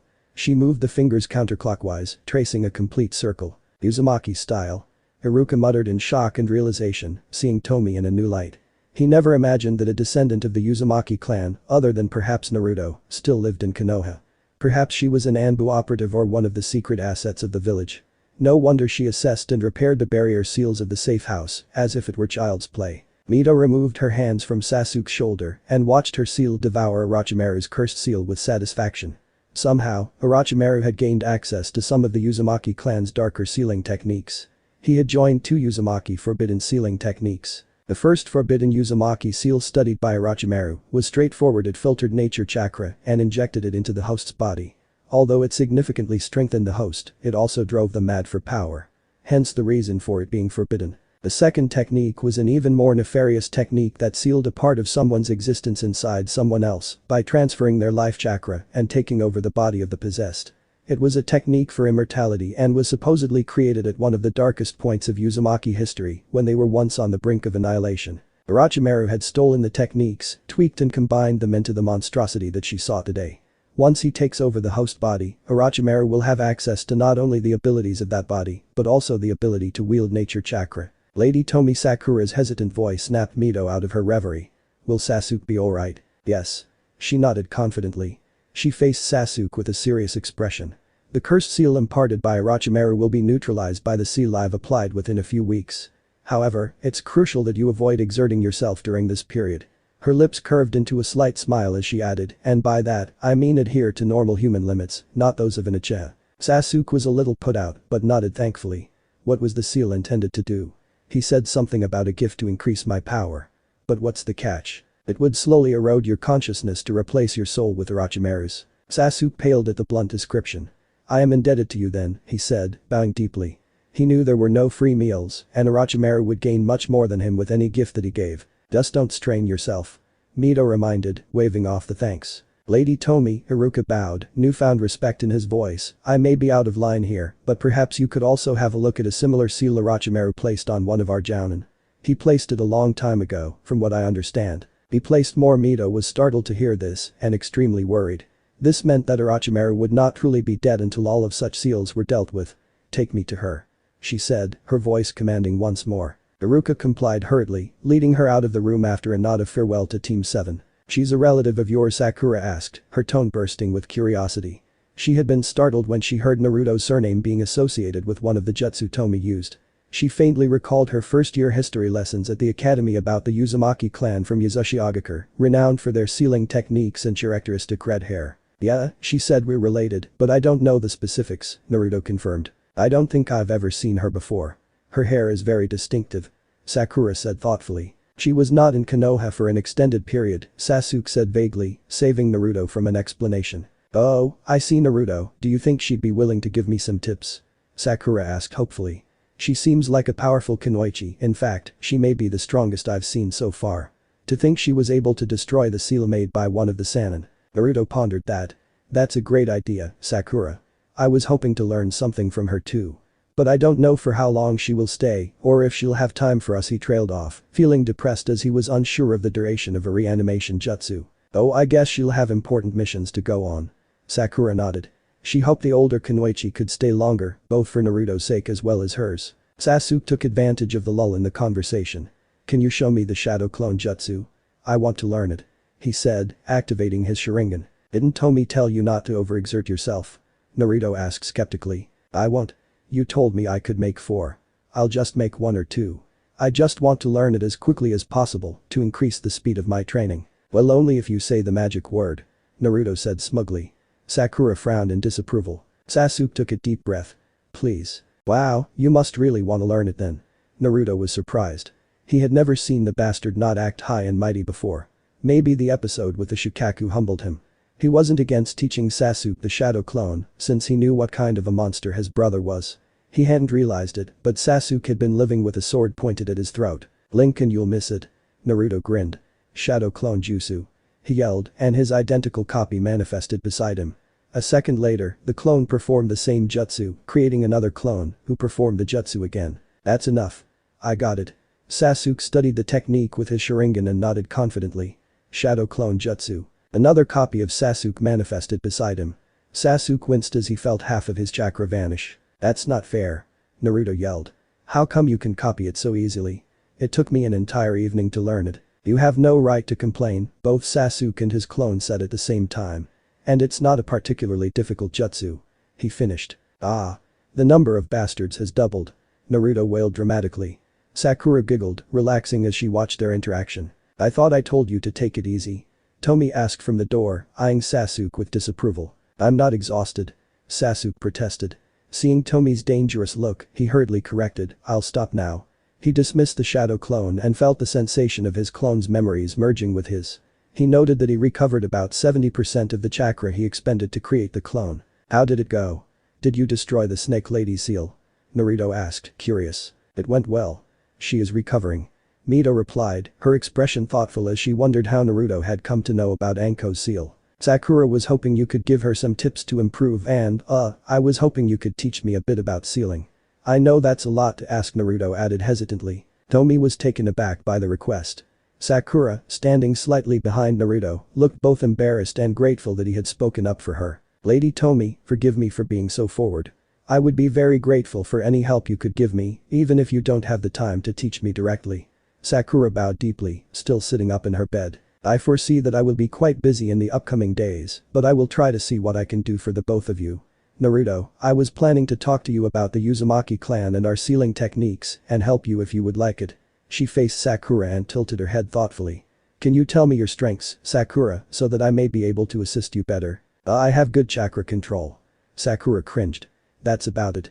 I haven't learned any jutsu yet other than those from the academy. She's plenty smart, though. Naruto defended his teammate. She had the best marks in our class. Believe it. Mito nodded. Could you demonstrate your chakra control? She took out a small needle from her pouch and handed it to her. Place this in your thumb. Using only chakra, make it stand upright. She instructed. Sakura took the needle curiously and placed it flat on her thumb.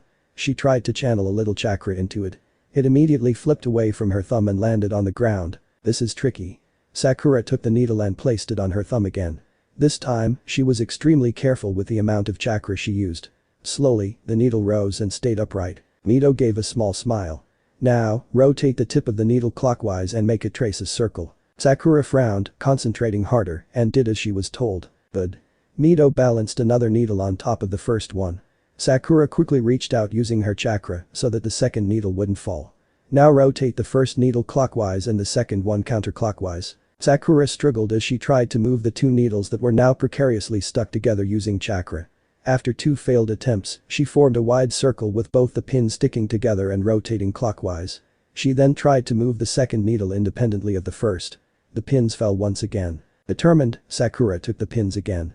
For the next few minutes, Naruto and Sasuke watched silently as Sakura tried and failed to get the strange exercise to work. After about 10 tries, she was finally able to do what Mito wanted. That's enough, Mito said, much to Sakura's relief. I can see that you are quite good with control, and it can improve with time. With such precise control, learning medical ninjutsu would be the best path forward for you. Once the invasion is over, I will recommend you to the medical corps. I can also teach you the basics of sealing jutsu along with Naruto. You can choose a path between these two depending on your aptitude. Unfortunately, I wouldn't be able to teach you the specific techniques of my clan. Of course, I understand. Sakura bowed deeply. Thank you very much, Lady Tomi. Mito smiled. In the meantime, increase the number of pins as much as you can. Will do, Sakura said determinedly. How many do you think is possible, Tomi-sensei? Mito hummed thoughtfully. The possibilities are endless. This is based on one of the guiding principles for the puppet jutsu of Sunagakur. There are shinobi who could control hundreds of puppets, each with many moving parts. But they do have several secret techniques and training that allow them to do so. The person who invented this particular training method, Tsunade, could form a chain of up to 100 pins with independent movements before she moved on from this exercise. According to her standards, any shinobi capable of balancing 5 or more pins are to be recruited into the medical corps without question. I believe you will be able to reach this level in a week at most, given how quickly you adapted to this. 100, Sakura said, awestruck. Lady Tsune truly is incredible. Do you know her personally, Lady Tomi? Naruto and Sasuke shared a look and Mito hid a smile. Yes, she and I are related. If she ever returns to Konoha, I will introduce you to her. I will try my best to master this exercise, sensei. Sakura bowed deeply once again. Mito nodded in approval. Regarding sealing jutsu, Sasuke began hesitantly. Could you include me as well when you're teaching them the basics, your ladyship? I don't see why not. Mito smiled at Sasuke's overly formal request. Anyone with an aptitude for the art is a blessing for Konoha. Although I will warn you, it's not for everyone. Thank you. Sasuke said honestly. He completely understood the need for secrecy when it came to clan techniques. Even teaching them the basics was a big thing, since the Uzumaki clan was likely to have an incredible insight into the basics. Meanwhile, Naruto had picked up a needle and was trying to see how far he could go with the exercise. He had to struggle a lot to balance even a single needle on his thumb. Although his chakra control was good, it was usually for a large quantity of chakra. To be able to manipulate a minuscule quantity of chakra to such a level required a huge amount of control. He recalled that Kabuto trained using the same exercise and had achieved a chain with a whopping 40 needles. If he could make a chain of at least 10 needles, he would have enough control to perform basic first aid. With his level of reserves, however, it was going to be an enormous task. Mito watched curiously as Naruto struggled with the needle. For someone with as much chakra as Naruto, this was going to be the hardest thing to do. If one developed their control along with their expanding chakra reserves, it wouldn't be a problem. However, Naruto was only starting to learn precise control when his chakra levels had reached such vast levels. She was interested to see if he could pull it off. Naruto, do you have a moment? We can speak now if you have the time. Mito's voice cut through the chatter, drawing his immediate attention. With an enthusiastic nod and a grin spreading across his face, Naruto excused himself from his friends. I'll catch up with you guys later, he promised, his voice tinged with excitement as he followed Mito out of the room. As they walked, the questions that had been swirling in his mind bubbled to the surface. He was eager to understand more about his connection to the Uzumaki clan and Mito in particular. Naruto followed Mito to another unoccupied room. Mito flipped through a few hand seals and pressed her hand at the door, and a sealing formula spread outwards from her hands. Mito took a deep breath. That will give us some privacy. As I mentioned before, I am Mito Uzumaki. I was the eldest child of my father Ashina Uzumaki, a clan head of the Uzumaki clan. After the early death of two of my younger brothers, the title of clan head was passed on to my youngest brother, Kaido. When I was 20 years old, my father betrothed me to the heir of the Senju clan, Hashirama Senju. He had made quite a name for himself by then, already becoming one of the strongest shinobi of the time.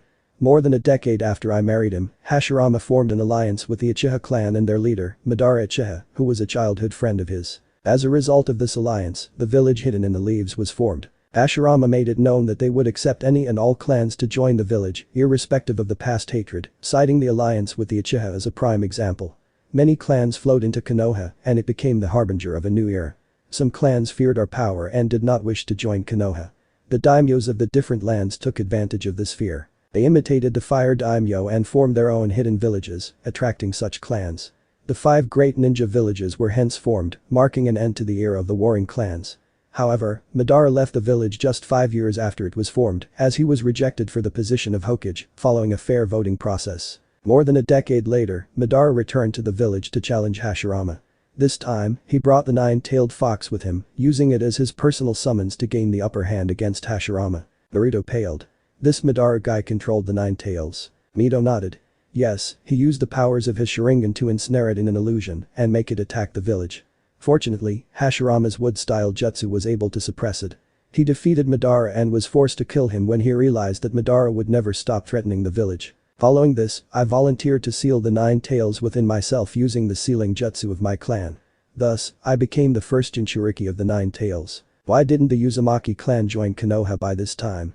Naruto asked curiously. Good question, Mito said with a hint of sadness. The Uzumaki were not your traditional ninja village. They were not ruled by a daimyo and hardly ever accepted outside missions. They were more academically oriented and practiced ninjutsu only for self-defense.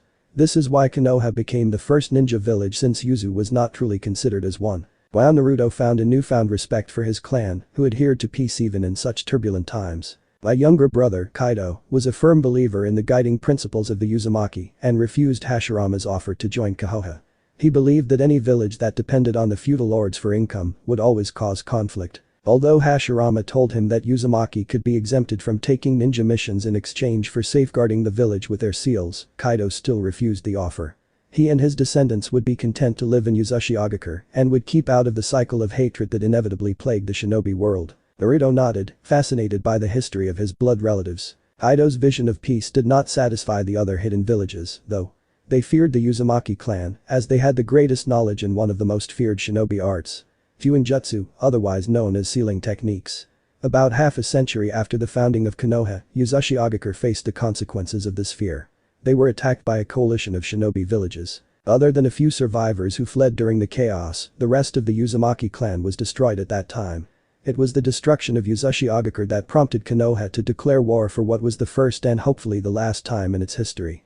This was against Iwa, Kumo, and Kiri, marking the beginning of the Second Shinobi War. Mito paused, allowing Naruto time to absorb the information. Kaido's granddaughter, Kushina, was brought to Konoha when I was 83 years old. You see, it was apparent that I would not live for much longer. Kushina had an especially strong chakra even among the Uzumaki clan, and she had inherited our rare bloodline, the chakra chains that you saw me use against Shukaku. Because of this, it was decided that she would succeed me as the second Jinchuriki of the Kyuubi. Yuzu was destroyed 2 years after Kushina arrived in Konoha. Naruto's mind boggled at the mention of Mito's age. Even the old man, whom he considered ancient, was in his 60s. Mito was so much older than him. Mito smiled, understanding Naruto's thoughts. Yes, Kushina and I had quite the age gap, even though she is my youngest brother's granddaughter. Anyway, it had become a concern what would become of the 9 tails after my passing. Tailed beasts do not die, they simply reform after a few years. Thus, the 9 tails would be free once more if I died with it sealed within me. It was hence decided to seal the 9 tails within Kushina. Naruto nodded, wincing at the terrible fate of the young girl. He began to suspect who Kushina was to him. In a few years, Kushina was made the Jinchuriki of the 9 tails. I passed soon after that. A Jinchuriki does not survive the extraction of a tailed beast, especially at my age. I am unsure of the specifics of her future, but I am told that she died during the attack of the 9 tails 13 years ago. Naruto frowned. Something didn't add up. But the 9 tails was sealed within her, right? How could it attack the village then? Mito sighed. I can only guess. I had hypothesized that the seal of the 9 tails may weaken during childbirth, since it is a chakra-intensive activity for shinobi. The newborn gains chakra from their mother, after all. A woman's control over the chakra is also very poor at that time. I had anticipated this and set down detailed instructions and procedures to follow, so that such a mishap wouldn't come to pass. I'm sure Hiruzen and the 4th Hokage took every precaution to avoid that eventuality. When ninjas are prepared to face something, they rarely fail. Unless something unpredictable happened. Naruto connected the dots. So you're saying, he said in a horrified whisper. She died while giving birth to me? No, Mito said firmly. As I said, it's highly unlikely that something like that happened naturally. There are no coincidences. The information of her childbirth likely got leaked and someone attacked at that vulnerable moment. But still, if it wasn't for me, Naruto, Mito said seriously. If it wasn't you, it would be another baby. Childbirth is both the greatest joy and necessity for a parent. Never blame yourself for something like this. When I held the child in my arms, it was the most joyful moment in my life, and that's true for any parent. Okay, Naruto trailed off, still upset over the fact that he had lost his mother at birth because of the 9 tails. So, you're my great-grandaunt? He asked, finally realizing the family connection. Mito smiled softly. Yes, Naruto. She stepped forward and gave him a gentle hug. Naruto stiffened at the unfamiliar gesture but gradually relaxed into the embrace. Although Mito's hands were cold, Naruto felt a warmth inside him that he had never felt before. Thank you for telling me.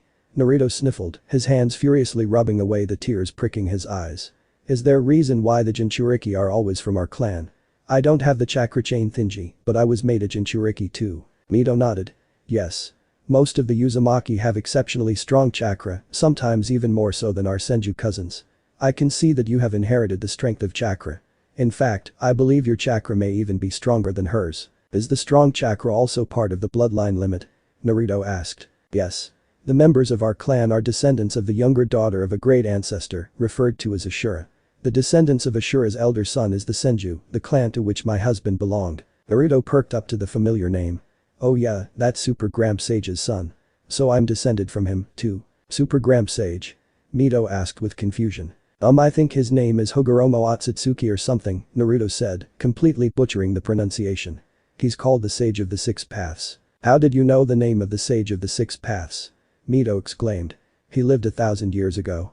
Even the knowledge of the name of our ancestor Ashura, who is thought to be his son, is based on the fact that another famous Uzumaki was said to have been named after him. Naruto did not plan to keep any secrets from the only family he had seen, so he glanced around nervously before removing the illusion concealing the Rinnegan. I met him when I awakened these. He trailed off, watching Mito's dumbfounded expression. THTHTHTH, that's the Rinnegan. Mito squeaked, stumbling back in shock and awe. She had heard stories of how the sage's eyes looked like. The ringed eye of the Rinnegan was its distinctive feature. Yeah, Naruto grinned, pleased at the reaction to his awesome bloodline. I awakened it a few days ago. How? Mito asked, still in disbelief. That's not our clan's bloodline. Well, it's complicated. Naruto scrunched his face as he tried to recall the details of his conversation with the sage. So the Senju are the descendants of the younger son of the Super Gramp sage, and the Uchiha are the descendants of the elder son. The sage had the Rinnegan and a sort of powerful chakra called Six Paths in Jutsu. His elder son Indra inherited a less awesome version of the sage's eye powers, called the Mangekyo Sharingan. The younger son later awakened his power of bodily chakra, or the Six Paths age power. The brothers never got along, so neither did their descendants. Mito nodded, following the explanation so far. This coincided with some of the old legends or folktales regarding the sage. However, there was a lot of hyperbole and fiction in those stories, so one never knew what the truth was. A few years ago, someone called Uchiha Shisui, who had a powerful Mangekyo Sharingan, was hunted by a dude named Danzo. He had already lost one eye to him and was trying to protect his other eye. He decided that the best thing to do was to give his super eye powers to someone else secretly. But he knew that not everyone can handle his Sharingan, as it sucks a whole lot of chakra. So for some reason, he decided that I would be the best choice for giving away his powers. So he sneaked into my place and transferred his eye chakra to me. I didn't know that the young Shimura had gone rogue, Mito remarked sadly as Naruto paused for a breath of air. He was in charge of a separate Anbu division during the time of my death. Well, that got disbanded officially after the war, but he's doing plenty of messed up shit in the background. Naruto said, grimacing at Kabuto's memories. The third didn't know about a good chunk of what he was up to, so he tolerated Danzo since he thought he had the well-being of the village in mind. How are you more informed about this than the Hokage? Mito asked, shocked at Naruto's knowledge. I'll come to that, Naruto promised, wincing at having to explain his soul-sucking powers. I only came to know today. Please continue your narrative, Naruto. Sorry for the interruption. I was just shocked at everything that had happened. Naruto nodded in understanding. So, when Shisui gave me the special Uchiha chakra of the Mangekyo Sharingan, it combined with my own chakra and created the chakra of the sage as a result. Mito nodded, finally finding a sensible explanation. You said something about having met the sage. Mito asked, going to the most perplexing part of the story. Yeah, his chakra is so strong that it remained after his death and is watching over what's happening in the shinobi world. When I awakened the Rinnegan, he appeared within my mind and spoke to me. What did he say? Mito asked, scarcely believing what she was hearing. He explained how I got the Rinnegan and told me a bit about its powers. He said I'll figure out most of it along the way. He taught me this, he said, casually forming a rod made of yin chakra, how to float, a bit on how to control gravity, and how to interpret what I see with the Rinnegan. He said that there's more to the story, but he doesn't want to burden me with more details at this time. Mito watched the yin release rod in fascination. This is incredible. The Rinnegan is said to be the original bloodline limit and said to encompass all bloodlines. It is said to be the eye that enables the wielder to ascend above the karmic cycle of birth and death. To think it has appeared in this world after such a long time. Hervey Sage said another student of his had the Rinnegan. He was an orphan from the Hidden Rain and was probably an Uzumaki based on his hair. That was a long time ago, though. That guy, Nagato, was killed a few years after Jiraiya trained him. Another Uzumaki with a Rinnegan? Mito asked in disbelief. How did that happen? He doesn't know how. He said Nagato died to Hanzo the salamander and it was very painful to think about him. Mito nodded. This probably happened after her death or she would have heard about it otherwise. Can you tell me what you see through your eyes? She asked curiously. I see the chakra inside everyone and what kind of affinity they have. I can also see what they look like normally. It's like I see the chakra on top of normal vision. I can see the 8 inner gates in a person's chakra network. I can see pretty far, too, depending on the amount of chakra a person has. For example, I could see Gaara from the other end of the village because of how much chakra he has. I can see the barrier jutsu surrounding the village. If I create a shadow clone, I can see what the clone sees as well. Kind of like a shared vision. The Rinnegan is super helpful in understanding how jutsu works, but it's not broken like the Sharingan which can copy a jutsu just like that. That's quite an impressive range of visual abilities. Mito remarked. The Rinnegan's abilities seem to be centered around chakra. I can also see souls, Naruto said hesitantly. I didn't fully realize what it was till I saw you, Granny. Mito's eyes widened in surprise. Could you please explain that, Naruto? I can see a ghostly outline around you, and I can see some white thread-like thing sewing that outline to the body, Naruto said hesitantly. Mito grimaced at the abnormal state of existence she was reduced to. Naruto continued. I could see the sky turn black above the stadium and a weird purple rip opening above it. I saw your souls getting dragged inside that barrier. That's incredible. Mito was awestruck once more. The Rinnegan is truly in a higher realm. To think it can see the gateway to the pure world. Naruto hesitated. Earlier, one of Orochimaru's spies called Kabuto had kidnapped Sakura to threaten me. He wanted to answer a few questions of his. During the exam, I used both water and earth styles. I couldn't use any elemental jutsu before. I guessed that he wanted to know how I learned all that in a month. He didn't give me much time and started to squeeze her throat. He then hit her with a medical chakra slightly above the death gate at the cardiac nexus. That stimulated a pseudo-death state by inducing extreme bradycardia, but I thought she was really gonna die. Mito was slightly disoriented at the abrupt jargon from Naruto, who usually used very informal speech. You're quite knowledgeable about medical ninjutsu. She praised, being reminded of her granddaughter. Yeah, that's a side effect. Naruto grimaced. Side effect? Of what? When I thought that Kabuto had killed Sakura, I kind of lost control. I pulled Kabuto towards me with gravity manipulation, and Naruto shivered involuntarily. I sucked his soul out of him and absorbed it using a technique called ninjin. Mito was floored by the revelation. Her expression was a mixture of shock and disbelief. You absorbed a soul. She repeated, appalled. She couldn't wrap her head around the implications of such a thing. Although she had applied a soul seal on herself, it was another matter to manipulate someone else's soul. It wasn't something she would have thought possible without the intervention of the Shinigami. For a human to wield such power, would it be fair to call someone like that a human?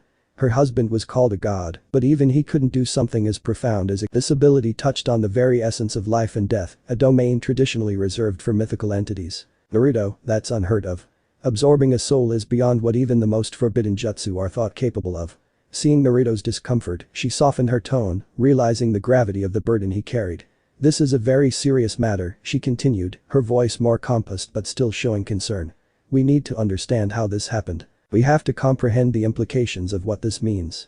What are the side effects that you mentioned? I know everything that Kabuto knew in his life. He was a medical ninja, that's where my knowledge of medical ninjutsu came from. It has not blended in completely yet, and I don't know how much it will integrate with me, but if I try to recall medical ninjutsu, I can remember everything he knew. But I can't use it even remotely well, since my chakra control is so bad. Mito struggled to keep her composure as she realized what this technique does. It is an incredible information gathering tool, but as Naruto absorbs more souls, it could be possible that his personality may shift and begin to identify more with some of the absorbed souls. It was a dangerous technique. This may be dangerous for you as well. Please refrain from using this jutsu in the future. Mito advised. I don't plan to. Naruto shuddered. I have a feeling I'll have a lot of nightmares from what Kabuto has experienced and what he has done. He was manipulated by Danzo since he joined as a root agent from the orphanage. Danzo set things up so that he killed the orphanage matron, whom he thought of as his own mother. Orochimaru took advantage of this and got Kabuto to do his dirty work as a double agent. He helped the snake-free conduct some sick and twisted experiments on humans. Naruto felt sick as he recalled the twisted experiments. Mito's visage darkened. We will deal with Danzo. And that snake may still be alive. If he gave that seal to others. Yeah, Kabuto had a feeling that the seal was for something like that. There's a dangerous crystal release user called Gurren and a Kagaya clan member with a dead bone pulse bloodline called Kimimaro who has the cursed seal. Kimimaro is on the verge of death, though. Then there's the Sound Four, who were his bodyguards. They were the ones that made the barrier around the Hokage earlier. Mito frowned thoughtfully. Those four are dead. The two others that you mentioned could be a problem. Well, one good thing that came out of all this is that I know all of his hideouts, I think. At least those that Orochimaru knew. I know where these two are supposed to be. Once the invasion is over, we will inform Hiruzen and make it our first priority to take them down. Mito nodded, relieved that they now had so much intel on the enemy. So, did you know the third when he was like, really young? Naruto asked curiously. Mito laughed. I had visited his family when he was born along with my husband. My husband and his brother had trained him, and I watched him grow up and become the Hokage. Wow, that certainly gave Naruto some perspective. Have you ever met Tsunade, Naruto? My granddaughter. Naruto shook his head. Nope. I only know her from Kabuto's intel. She's apparently into gambling and drinking these days. He winced as he saw Mito's expression. What happened to her? She was depressed after she lost Nawaki and Dan, but I thought she would pull herself out of it. I remember her shutting herself up in her room during the second war after she lost Dan. I used to talk to her at length daily, hoping to break her out of her shell. I don't know if she ever recovered, as I died shortly after that. It seems like she never did. Apparently, she developed a fear of blood during the Second Shinobi War, Naruto said, relying on Kabuto's intel once more. She never told me about that, Mito said sadly. She probably didn't want to worry me. So that's why she was forced to retire as a shinobi. We'll get her back. Stuff happens, she can't just hide away because of that. We'll go and talk to her. We can ask Pervy Sage to come along, too. Naruto declared.